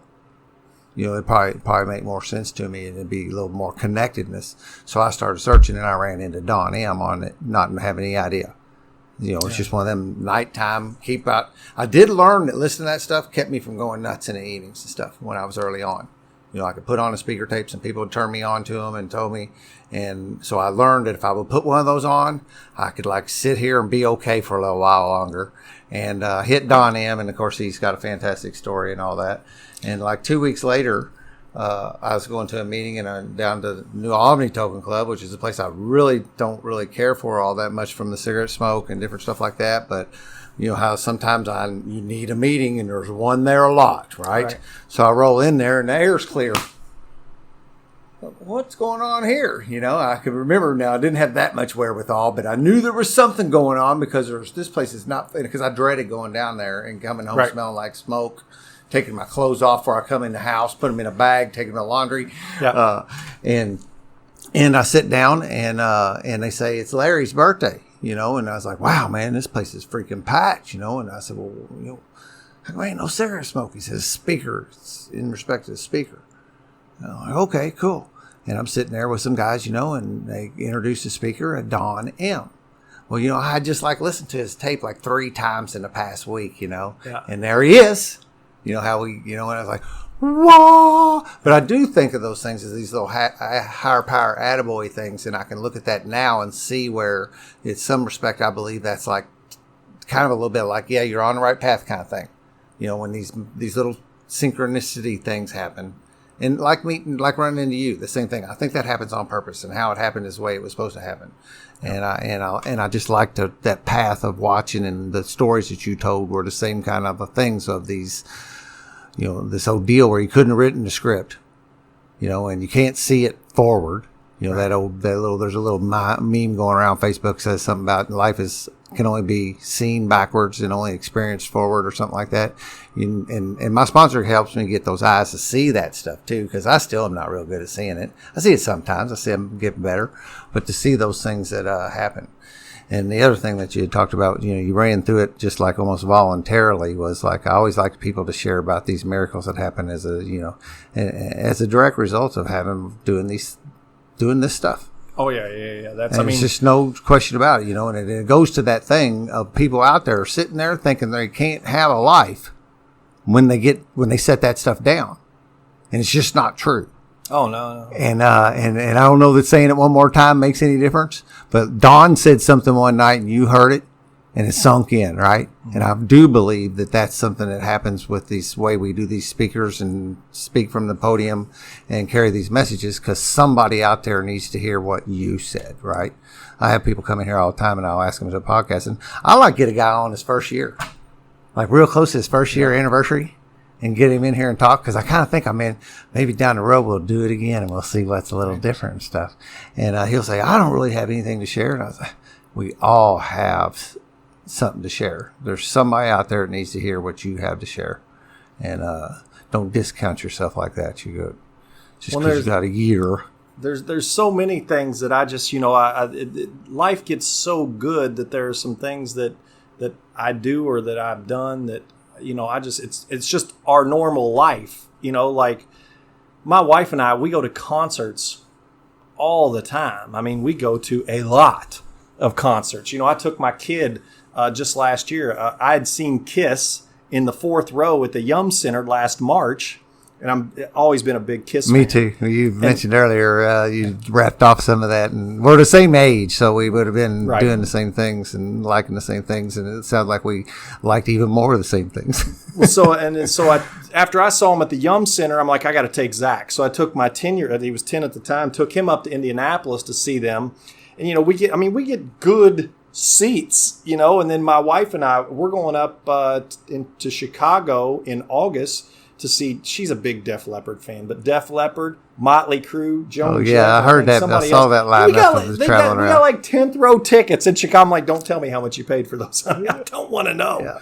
So, and then going. Hell, we just got back from a cruise in October where I went scuba diving with my daughter, who's 13. I got her certified to scuba last summer, and we went on a cruise over fall break last October, and her and I went scuba diving together in Honduras last October while we were on the cruise. And then we stopped, and when we got back to Miami, we stayed in Miami for a few days, and her and I went and scuba dove down in Key Largo. And, seeing some of the Yankee games that we've seen, and just the places we've been able to travel, and the places where we get to eat when we go to these places, and the places that we get to stay. And, we were been out to L.A.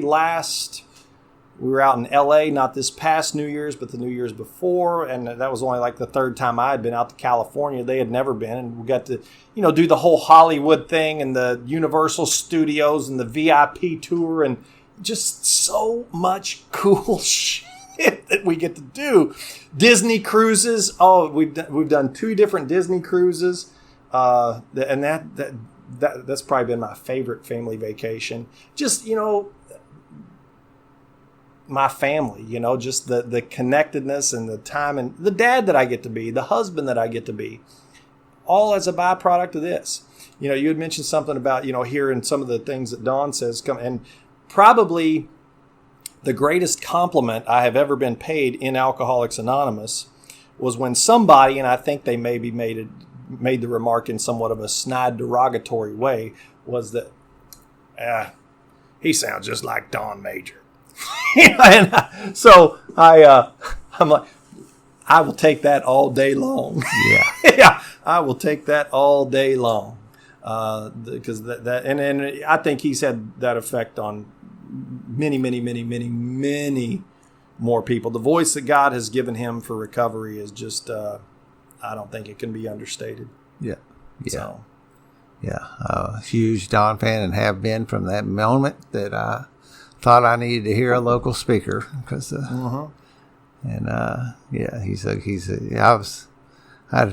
for whatever reason, I'd heard about his birthday last year, and I don't really know why it came about. And it surprised me that his home group was in Jeffersonville. I don't know, I didn't think that would be the case, and you go to that meeting and there's just kind of a plain old regular old meeting, no flash, no circumstance. It's just a meeting. And, it's interesting. He's a hell of a dude. I really love Don. Well, getting to travel with him and getting to know him the way I've gotten to know him. What's been so cool is, early on in recovery and, when he first became my sponsor, he was kind of like Robert Plant to me, because, Led says like he's the Robert Plant to me of, like AA, and having been sober and having developed a relationship that we have over the years that we have, I know his humanness. Yep.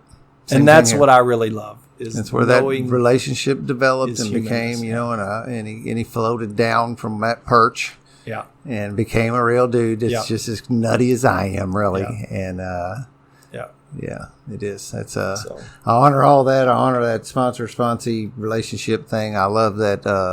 And I try to cultivate the same things with the people that God puts in my path to work with, Yeah. And I tell them that from the beginning. I'm not really here to take you through the steps. I'm going to do that. But what I want to do is cultivate a relationship with you, and we start doing this thing life together, because I need another teammate. And God seems to have put you down here with me for some reason. And that's what I'm doing. Now, I'm going to take you through the steps while we're doing it. But, along those same lines, ironically enough, here about, I guess it was probably 3 or 4 years ago, a guy that I met in Turning Point. I would have first met him probably 4 or 5 years ago in Turning Point. And then, and I that's the other cool thing about doing that Turning Point meeting is I get to watch these people, and not all of them, obviously, but, there's a fair percentage of them that come out of Turning Point. Some of them have even stayed sober. Some of them even stayed sober, like for real. And I get to watch them. So that's one of the great joys that God has given me, all as a byproduct of me doing something I didn't want to do, because God knows I was way too busy to go up to Scotty and volunteer for the Turning Point meeting on Tuesday mornings. So that's what God does with the shit that I don't want to do, but when I do it anyway because it's the next right thing, just the stuff's amazing. But one of the guys that I met in Turning Point 4 or 5 years ago, about 2 or 3 years ago, I was having a new HVAC system put in my home by a friend of mine in the program. And the guy who I'd met in Turning Point 4 or 5 years ago was a helper for this guy putting the system in my house. And Matthew at the time, he said, hey, I'm getting my real estate license. I'm like, oh, okay, cool. Well, if you have any questions, give me a holler, and I'll be happy to answer any questions or give you any guidance I can.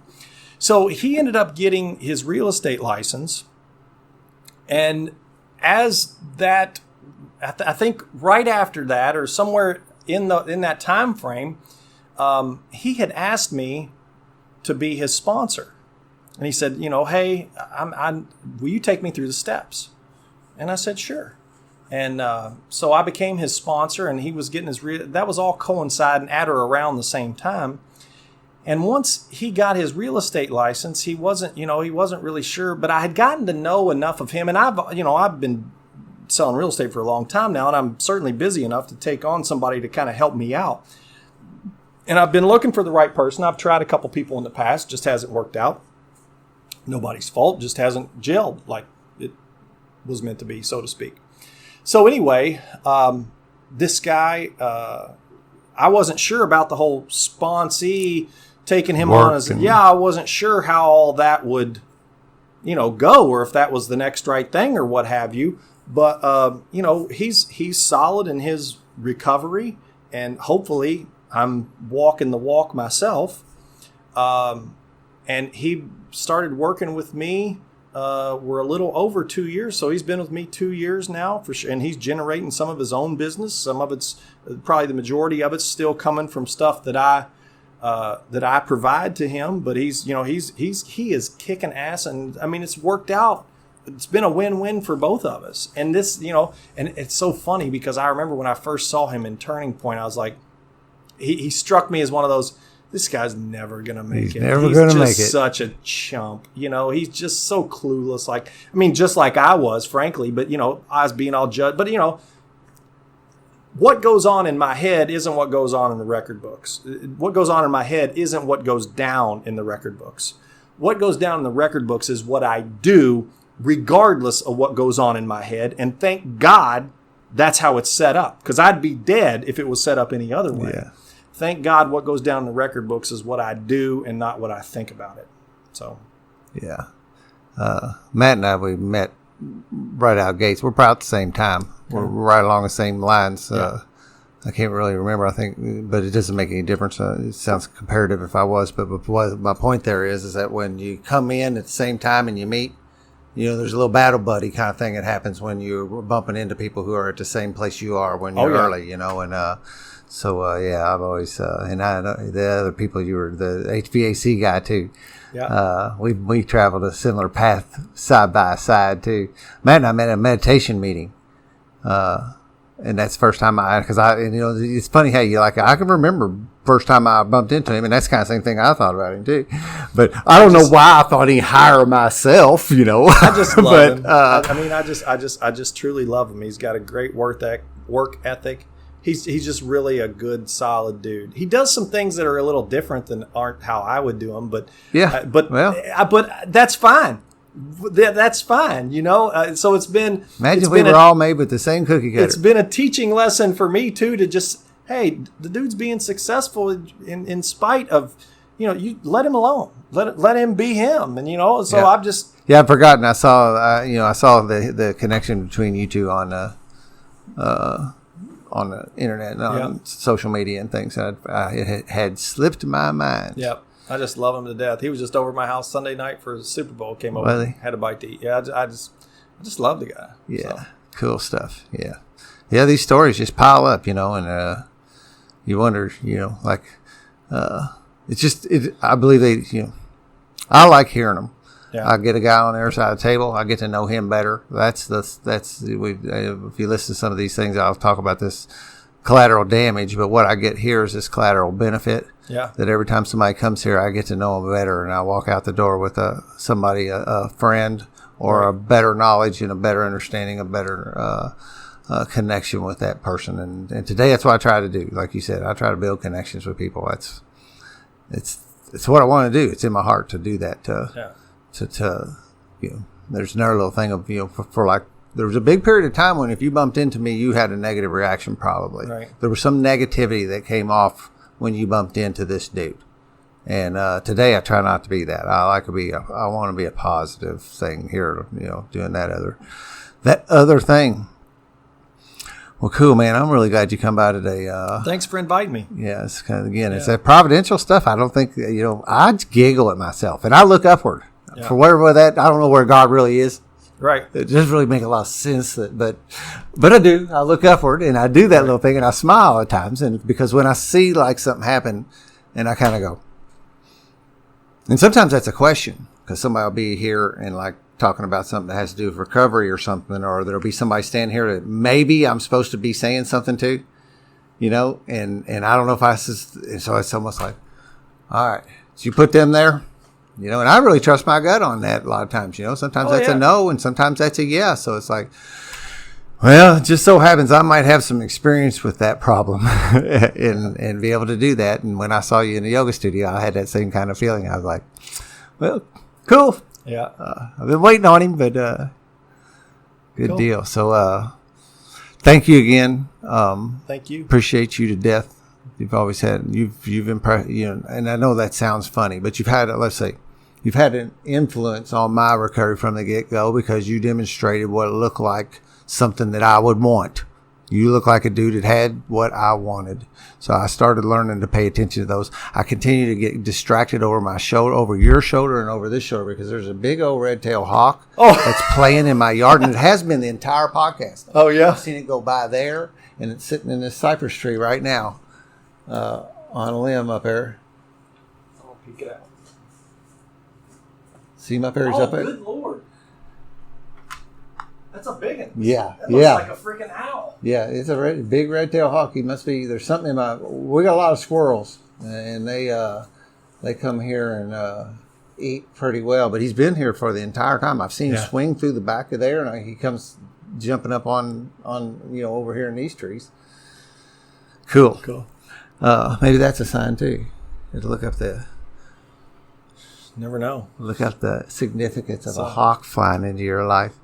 Thank y'all for listening to this. Thank y'all for supporting. We just crossed over 11,000 downloads. That's a thanks to you guys. I've been offered some ways to participate in my recovery in some unique ways, and this is one of them. And I'm grateful for that. And if nobody was listening, I don't know if I'd be doing it. So thank y'all for doing it because I enjoy it. I just do. I get to get high on some things today that are clean. It's yoga. It's doing this podcast. It's helping another person. It's being a dad. It's being a son to my father who lives with me. We turn the tables, right? Instead of living in his basement, he's living in my upstairs. And I get to do this stuff and have a life I simply couldn't have imagined, really. I just couldn't, the things I get to do today. DTMWW.net, my little handyman woodworking business. Spiritualunderground.org is the website that supports this podcast. 12 Step Spiritual Recovery is a book by James Christopher Cohn. It's got 12 steps and some tools in it that you can find on Amazon.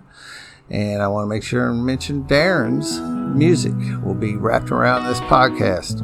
I'll close like I always do, I stole both of these things from somebody else, and they're a little bit of mantras for me today. If you're not having a blast in your recovery, it's your own damn fault. And thank y'all for allowing me to participate in my recovery in this manner today. Peace out.